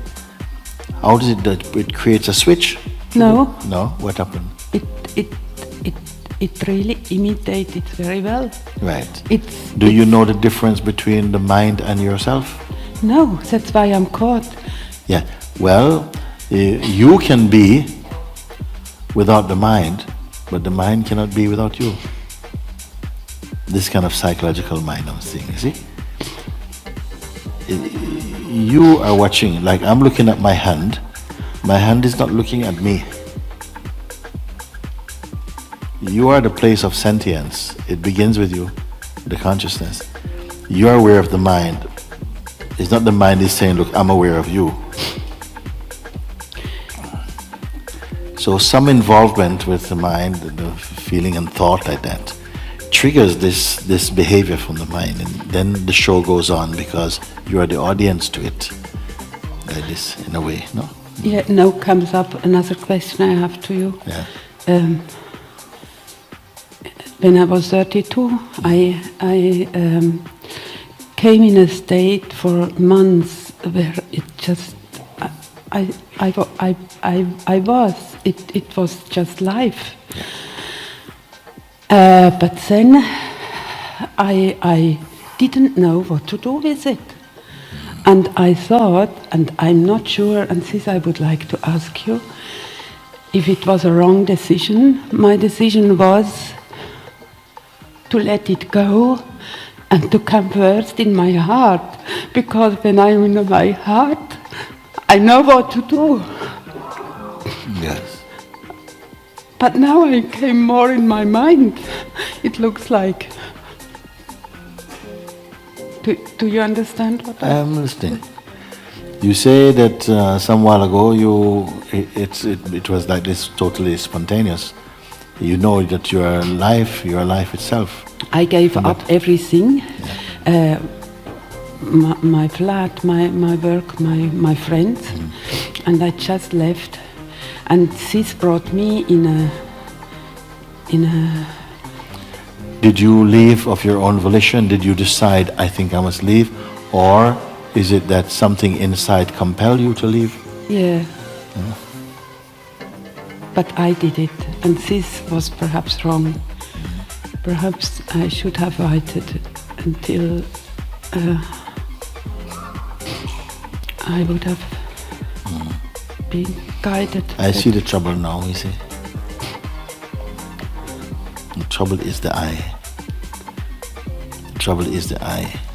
You kept the I, and the I is kept the one who is responsible, the one who decides, I did that, I made a mistake, I. And it's this I that the mind is imitating in front of him. You see, because it's there. And something cares about this I, which is identity for the moment. You are deeper than this I identity. You see? Because the identity is strongly believed in, identity becomes I entity. It begins to be like it's a separate thing, like it's real. But it's only thought-based, it's only a thought. Believed in deeply, it becomes like a thing, it becomes like a being. It's a fake being, it's not true. But then the consciousness adopts this portrait and starts to live as though it is this I. And when you say like this, yes, and then the mind comes and the mind is imitating, it imitates, you know, and then I'm lost. The mind can, as I said before, it can only intimidate the idea you have of yourself. It cannot intimidate the pure self. It just cannot do this happen. You see? Does it mean what I felt as a being when I was 32 was not real? Or could it be real? Yes. And the I was just waiting for a good moment to come in again? Yes, it's more like this. It is real. But somehow the I concept sort of came up again, you know, which is perceivable, something you perceive it. But when strong identity, you lose your vision to see it. The more strong your identity, the less you're able to observe the I as phenomenal. The I becomes real, and when you believe it to be real, you don't challenge its existence anymore. You protect its existence. We follow this. It's very important, because just his understanding, you caught him, you know. You catch him every time up to you start to laugh actually, because he's quite funny, you know. But they don't catch him with somehow little troubles. One thief in a whole town can bring a lot of sorrow and mischief. One thief undetected can bring a very healthy, happy town, bring it into sadness and frustration if he's not caught. Same way, this I person seems to be, you know, this I, we should try and support this I to get out of trouble. But this I is a factory for trouble. This same I, meaning that the I is not in its right place. It's still playing as this person, and the person is having the trouble, and we are taking the person to be real and trying to solve his problems. But he and his problems go together. You solve this problem, you will make more. You see? And then somehow something tries to protect the person, because you feel, that's all I know, that's all I am. I can't be more than I am, you see? And this voice we also take to be real. But also it is illusion, it's delusion, it's not true. As your realization opens up into the real, you'll see the total unreality of this ego identity. I see it when I'm in it. Yes.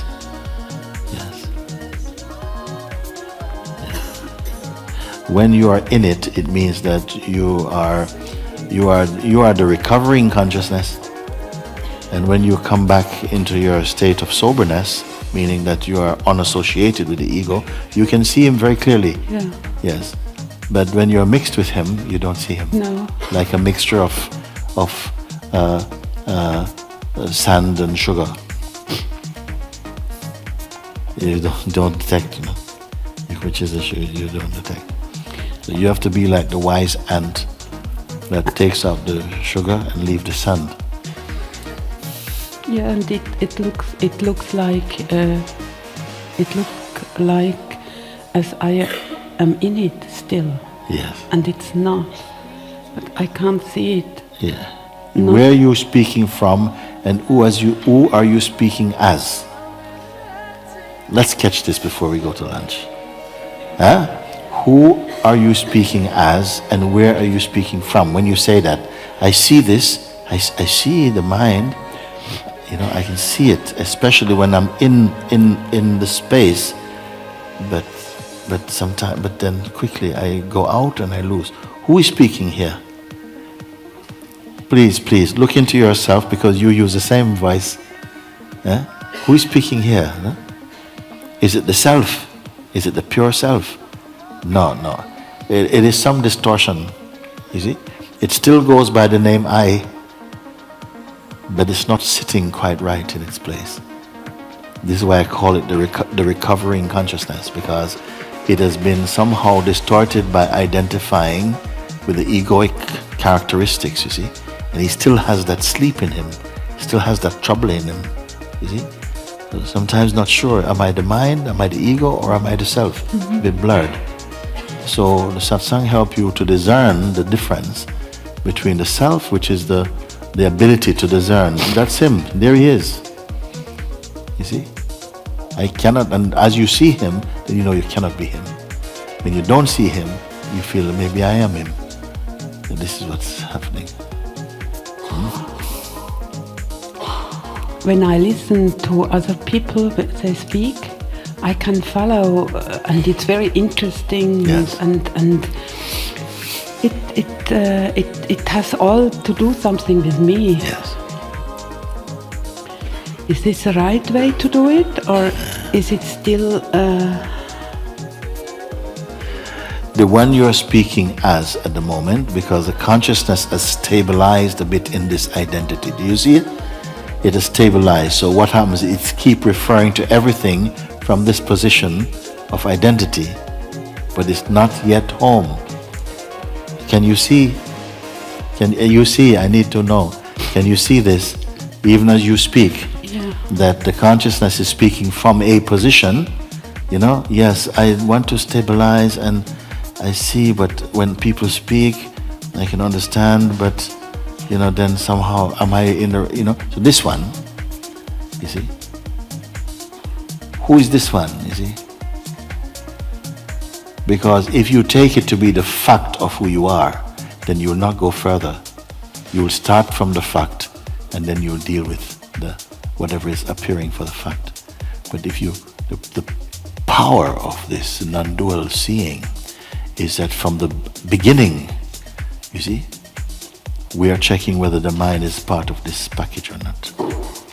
In other parts, sometimes the mind is included in the journey of self-discovery. So he goes along nicely, enjoying spirituality, doing nice, he's enjoying, no? But for here, he is not included from the beginning. He is questioned from the beginning. Who are you?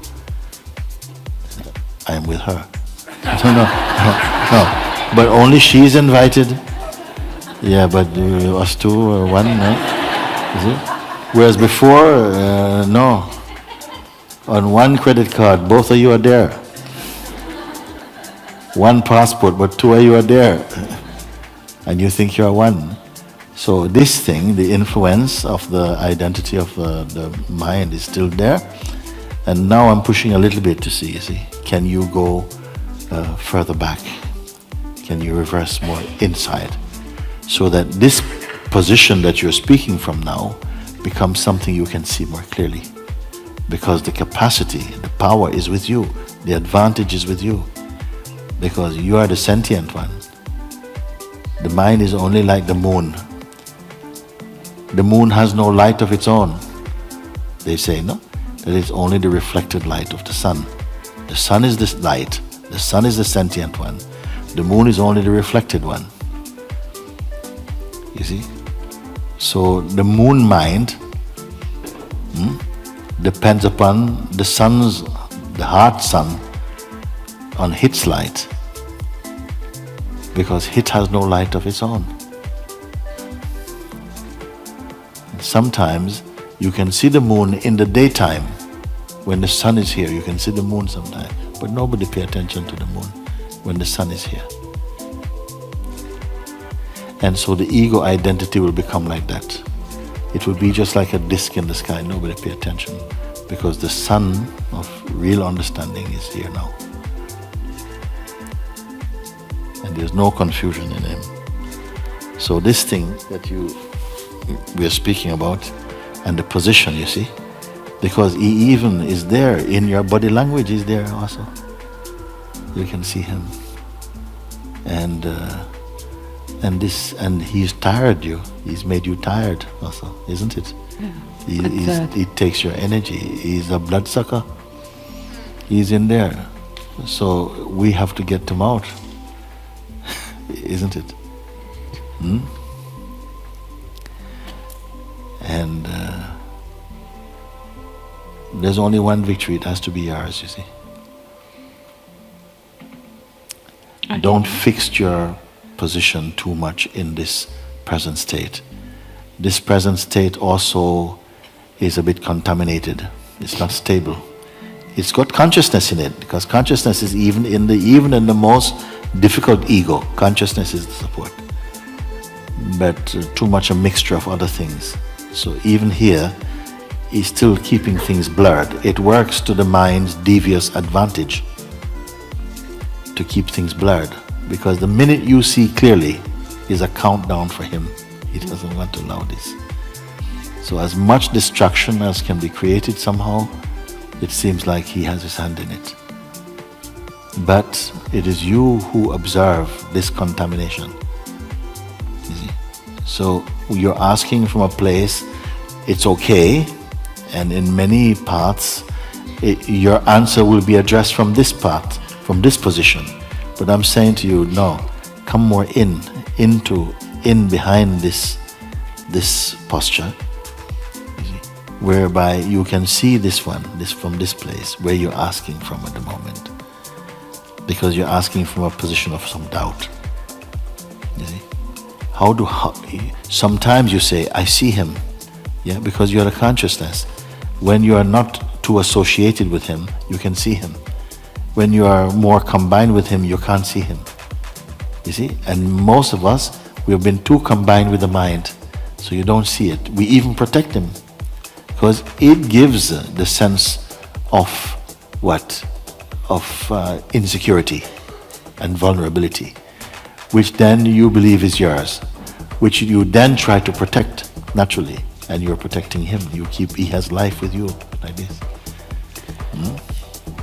These are some of the way you're watching and observing how these energies are working. So you know now that even this place where, when I am there, he's weak. When I go out, then he's strong. What is noticing this? What is noticing this? Because the fact is already going before the conclusion. The fact is that it is noticed. That from here, I go, when I am in the state of unity, I can see the mind trying something, but he's weak. When I go out, I don't know at what point he slips in. Smart. When I go out, I don't know at what point he slips in, but at some point he slips in. And then somehow I'm a little bit abstracted, I'm a bit missing, until I see someone like you, and then I realize, I'm out. You see, like this. This is a kind of hypnosis, isn't it? And all the beings are suffering from a state of hypnosis, where you believe you are the person only. The consciousness is contracted in the form of only person. Whereas more you are the presence. And when you are presence, you see the mind. But he's not troubled. He's quiet then. Yes. He has to be. He said, but when I'm out, so you still believe you are something that can go in and out. And that's more to do with your attention than to do with your being. Who follows? Thank you. So that is to do more with your attention than your being, and you're calling your attention you. When I go out, his voice is strong. Or he puts his voodoo hand over me and I don't know. I think I'm something I'm not. Then I wake up. You see? When I'm here, when I'm in the state of presence, I see him. He can't fool me. So something is not steady. And now you want to know how I can be steady. Yes. But you're still functioning as something which comes in and goes out. Deeper than this is the awareness in whose light the sense of going in and coming out is seen. Now, just as when you're in the state of presence, you can see the mind and he's weak. In the same way, when you're in the pure state of awareness, you can see the presence and the sense of oscillation. And you know this doesn't touch you, you're beyond it. This is what I mean being deeper in, you see. This would be the polar star. This would be the polar star, yes.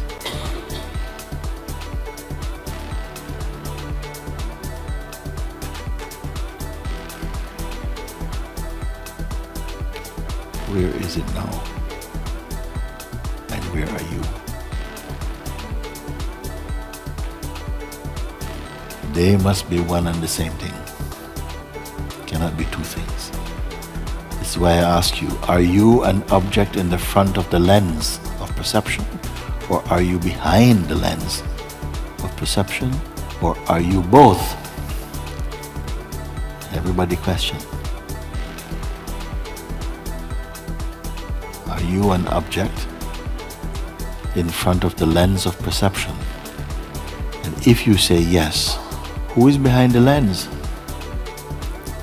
Looking at you. Something other than you?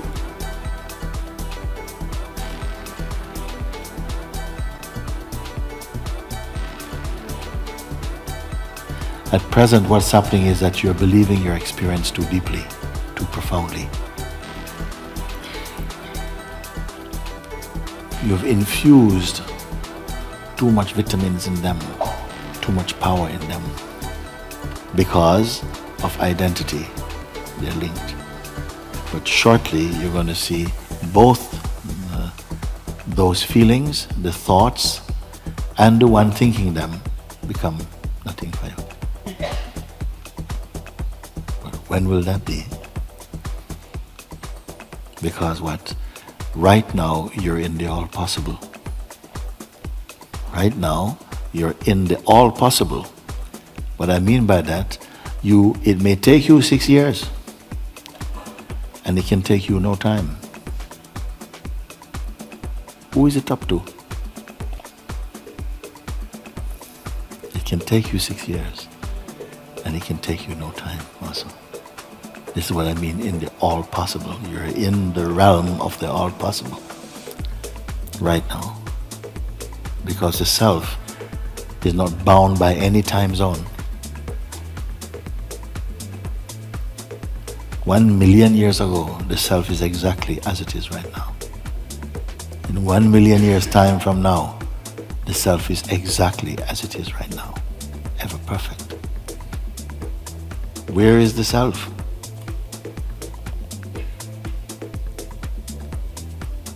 It is the self of yourself.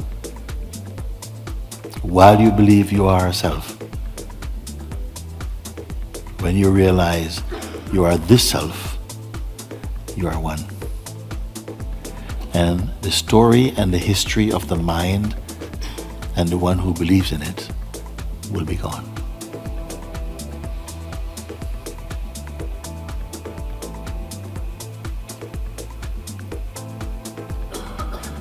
So, what to do? Now, having heard this, is there something to do? What is your feeling now? You. What is your feeling now?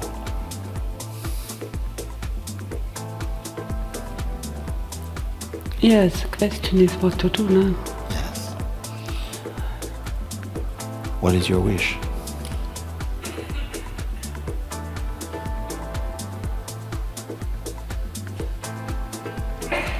My wish is to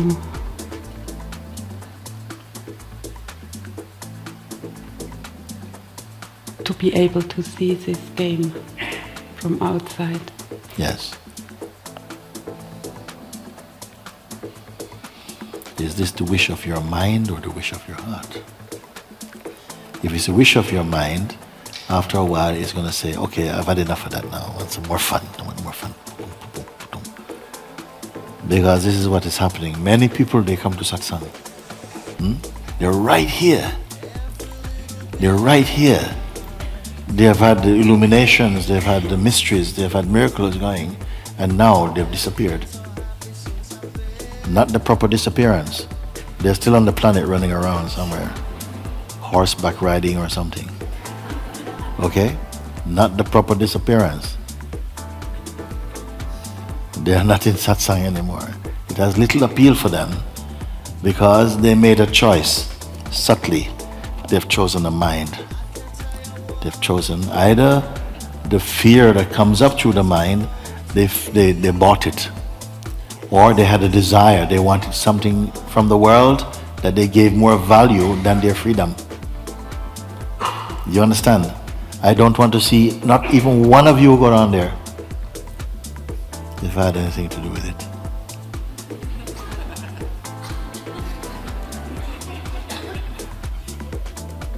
That's why I tell you about it. I think it's fear. It's not that I want something from the world, but it's fear. This is fear. And I don't trust my mind. Yes, they go together. The one who feels fear has a link with the mind, and at the same time mistrust the mind. That is your chance, because you mistrust your mind. That is your chance, because if you did not mistrust him, you would not have the power to fight him. But because you have a mistrust towards it, yes, and you're not willing to accept the fear, it is your chance. It is your chance. Like that. Because if you believe the mind, you will keep on saying things to frighten you and to sabotage your possibility of freedom. Yes. This is the game. So the one who is afraid cannot be the self. And I've told you the self is here. So the fear must either be, the fear cannot be just by the mind. There's no such thing as a mind by itself being afraid. Is anybody seeing some fearful mind running around by itself? Nobody will see that like that. This fear is to do with a relationship. A relationship between the self in its aspect as consciousness, okay, and identity. That is where the fear is coming from there. It's identifying as a person while it is the consciousness, it is the presence, it is the I am.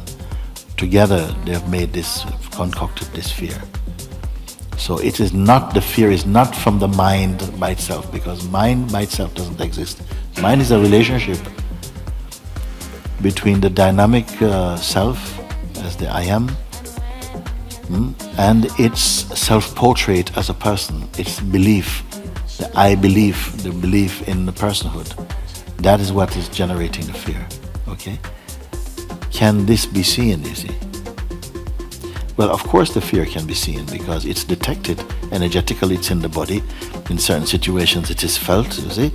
But the one who suffers it, can this one be perceived as clearly as the fear is felt? Can the one on whom the fear is impacting, can this one be seen? These are final questions. These are final questions, okay? We're not going to be talking about this next year.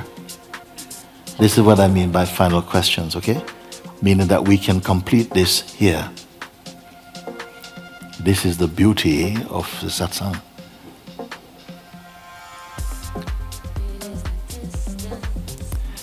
The fear you know, projections we know, thought we know. But the one who suffers them, do you know? Can it be perceived? It's difficult. Why? Because it's also made of consciousness. And it takes consciousness to see it.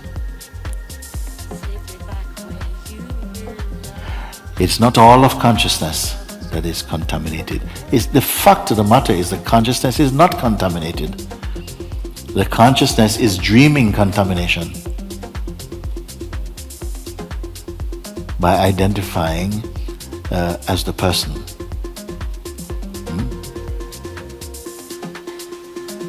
So consciousness cannot experience this game of life without this identity, and the password is I am the body. This is the password to enter this game. I am the body, enter, you're in, and fight, starting. That's how it will be. Unless the consciousness believes I am the body, other conditioning cannot stick. This is the root idea, and then other ideas can begin to be grafted in. And then together this aggregate produces an illusory person, which is made of consciousness, but also it is somehow contaminated with concepts, because the pure consciousness does not need any concept. So it is this consciousness that starts out as a person, but starts out as pure, then picks up the person notion, then lives in the person notion, struggles in the person notion, grows and suffers in the person notion, and then at some point begins to somehow become wise, begins to notice the mind in a sense of separateness, begins to recover from sleep, begins to desire a freedom from the influence of the psychological mind, begins to sense that it's possible.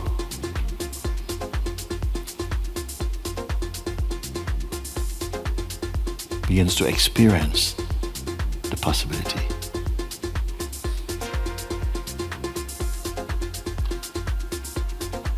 And fully awakens to its original being, meaning that awakens to the fact that but I've always been here perfect all along.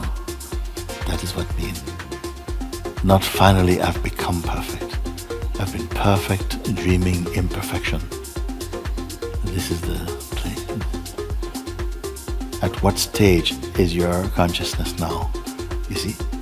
You're able, I'm asking now, you are referring to yourself from the recovering consciousness in not a bad state. It's okay. It's suffering the deceitfulness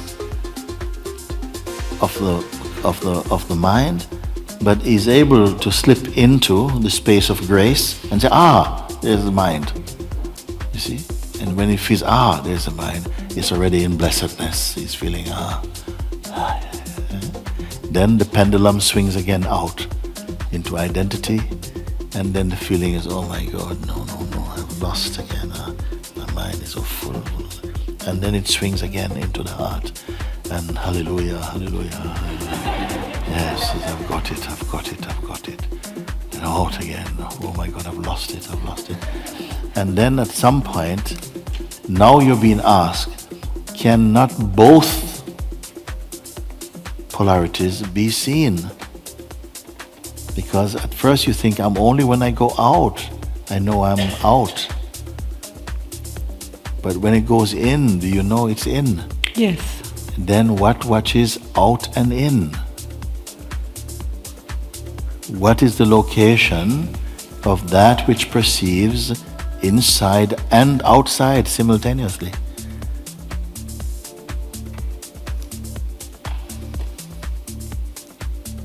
What has the capacity, the power to perceive not just the effect energetically of a troublesome mind, but the apparent one who is affected by it, who goes by the name of I also. Remember what I told you, Ramana's statement, the I removes the I, yet remains the I. What is he speaking? The pure sense I am removes the I me, the I association with the mind and the ego, and then relaxes again back in its natural I am.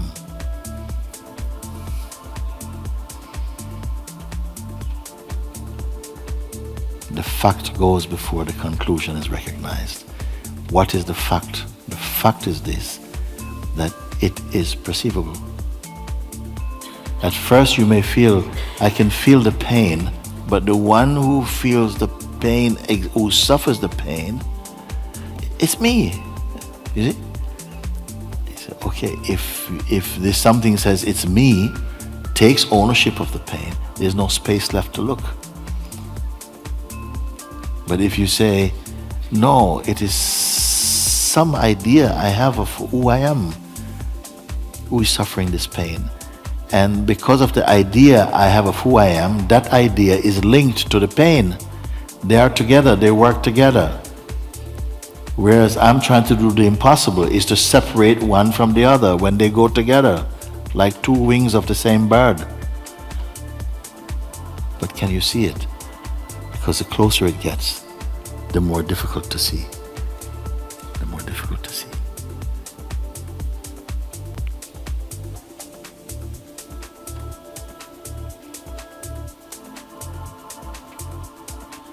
The ego cannot smell its own breath.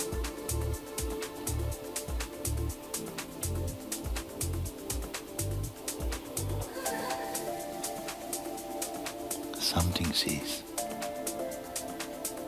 You're not aware that you're seeing. You're always seeing, but you're not aware you're always seeing. This is the trick.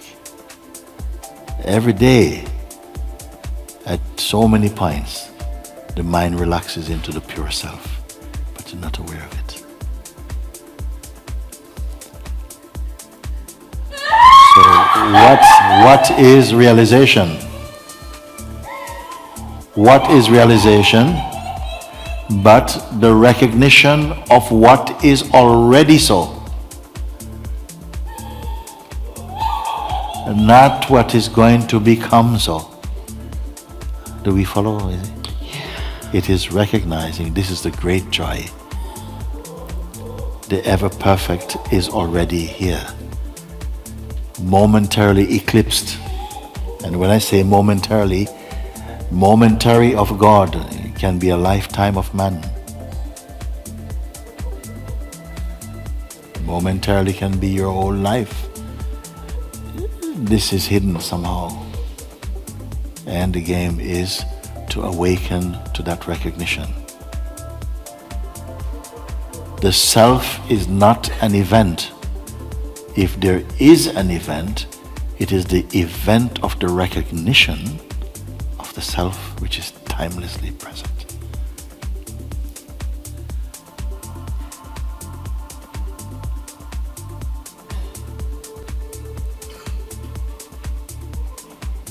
Grace has brought you here.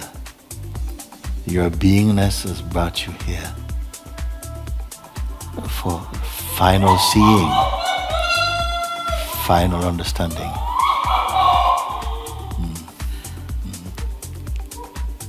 Yes. You're perched on the cliff of your own existence to take flight.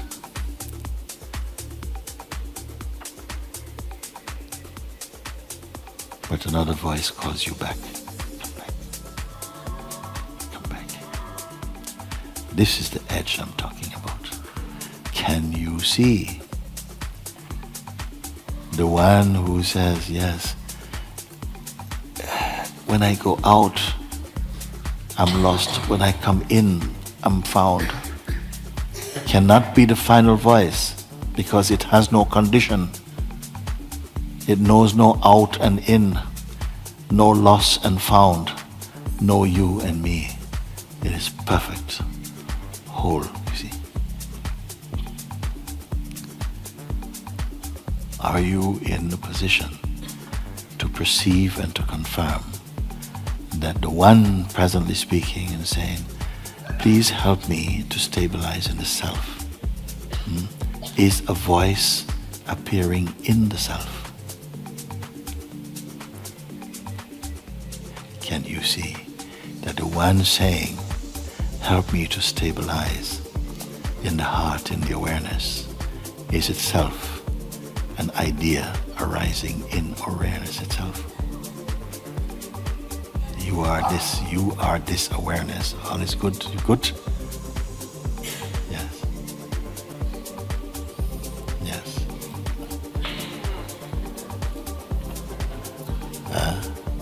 Has to be good.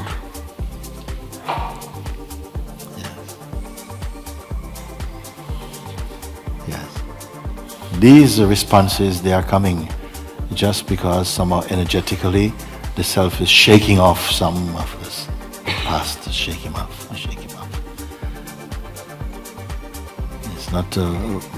It's involuntary to the mind. As somehow the understanding opens up in the heart, then he wants to throw off automatically this.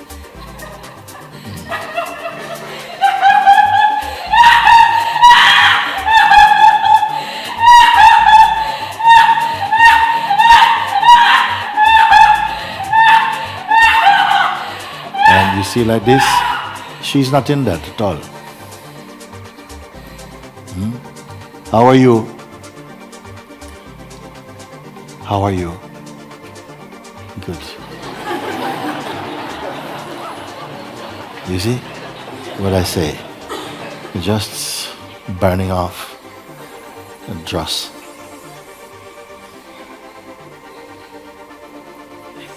Coming back into your emptiness, your nobodiness. The world hears and thinks, oh, something is mad. No, something is very sane.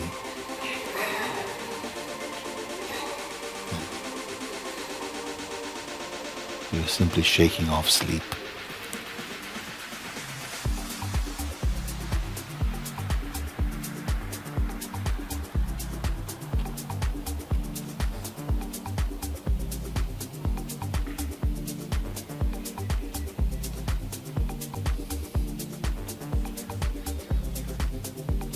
Do not believe your states. Don't believe your states. They are fickle. Yeah.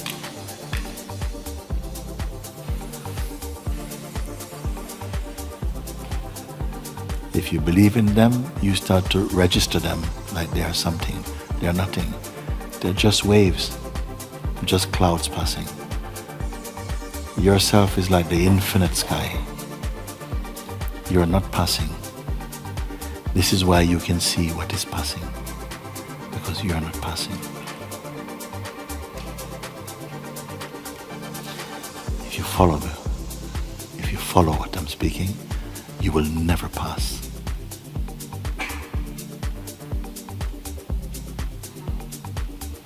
Everything else will pass. What belongs to time will pass. But you will never pass.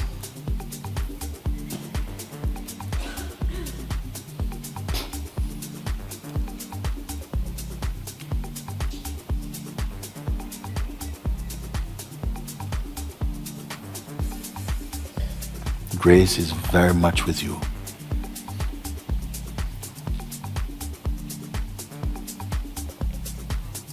The grace of the self of this universe is very much in support of your realization.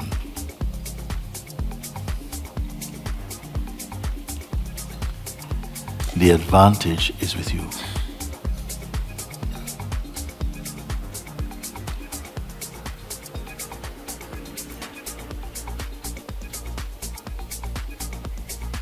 Pay attention to your roots and not to your branches.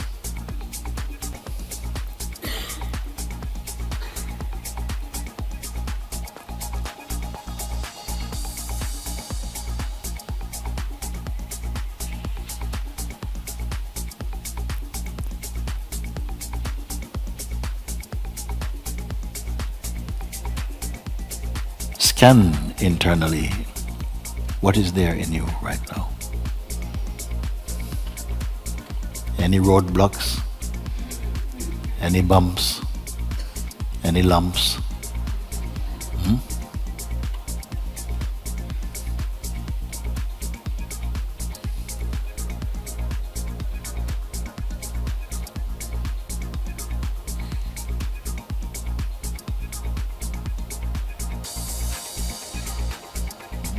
Clear as ether, you see.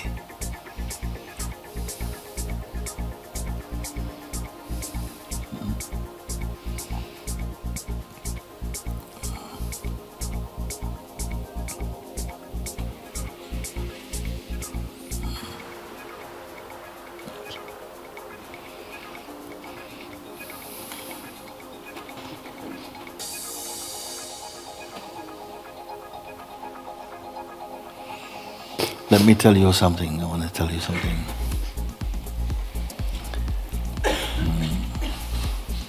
In all of creation, of this world, nothing is more important than what you're discovering.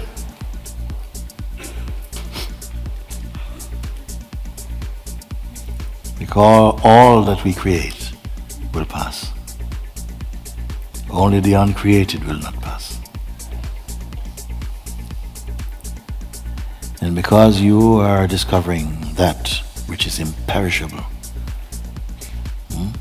sometime all hell will break loose for you. Something will try to drown your realization. But only for a time. And this time, maybe you take it is to prove you. It is to prove you. You understand what is meant by that? To see if you're true, because the mind will come with every trick. Not every trick, because it doesn't need every trick. It only needs to know the trick that's worked on you before. It doesn't have to try every trick. Just the tricks that have worked on you before. On steroids. He's going to come. And you may feel something wobbling, but you will know what is wobbling is not the self. And easily you'll find again your peace. Momentarily, you might be distracted, but this is fine. Again, something will settle in the clear space of being. And these assaults may go on. Many of you here, maybe, I will not see you again for a while. Maybe people go into hiding and stuff like that. It has happened. No? That people come, and when the mind give them a couple of they okay, satsang, no thank you, no, I can't go, no thank you very much. But others will know. By the very fact that the mind seemed to attack you, shows that you're onto something of enormous value. Hold firm. Stay as the undivided self. And all of this will conclude very nicely.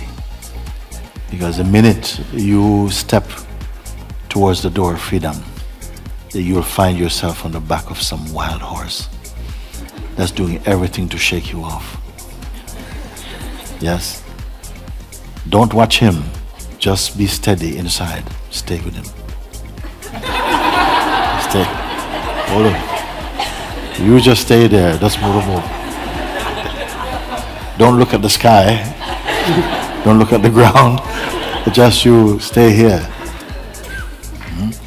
And at a certain point, you will steady up. And then you are good. But this is how it feels. Others have gone before, and have done it. Now it's our turn, our chance, like that.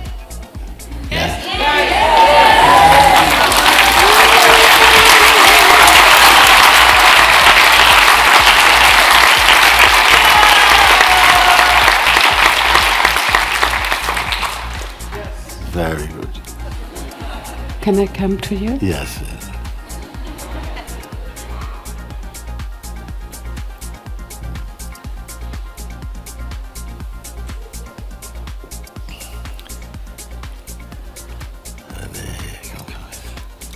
Oh, yeah.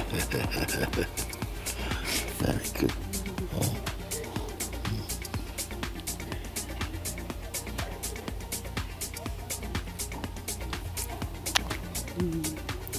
Wonderful. Thank you. I'm with you. Yes.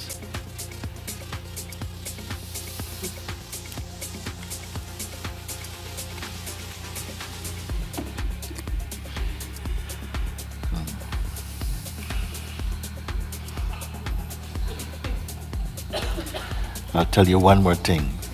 Huh? You will do well if you remember this. It is just a game. It is just a play.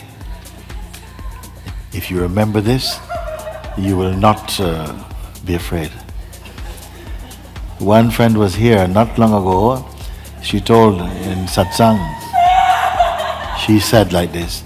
She said, I was meditating, and in meditating, and suddenly all these monstrous figures are coming. They are coming. I said, but wait, she's in Himalayas meditating. Where are these monsters? Why monsters are coming? Feeling very peaceful, very happy. Suddenly monsters are coming. She said, but what are you doing here? This is not your place. Why are you trying to frighten me? And the monster says, it's just for fun. It's good. He says, they say, we enjoy to frighten you. We enjoy.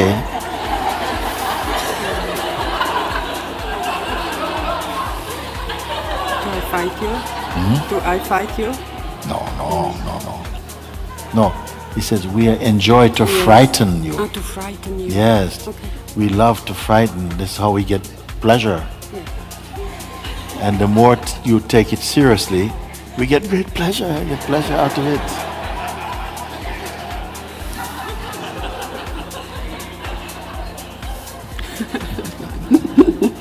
Oh, good.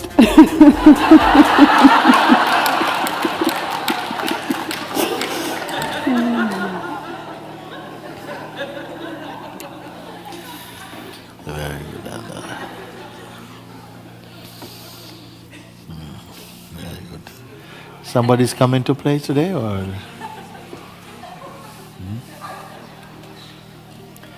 Gotcha.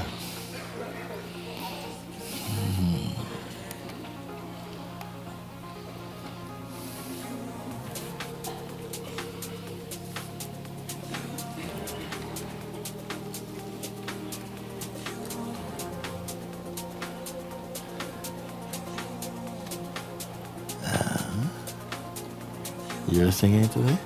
Oh.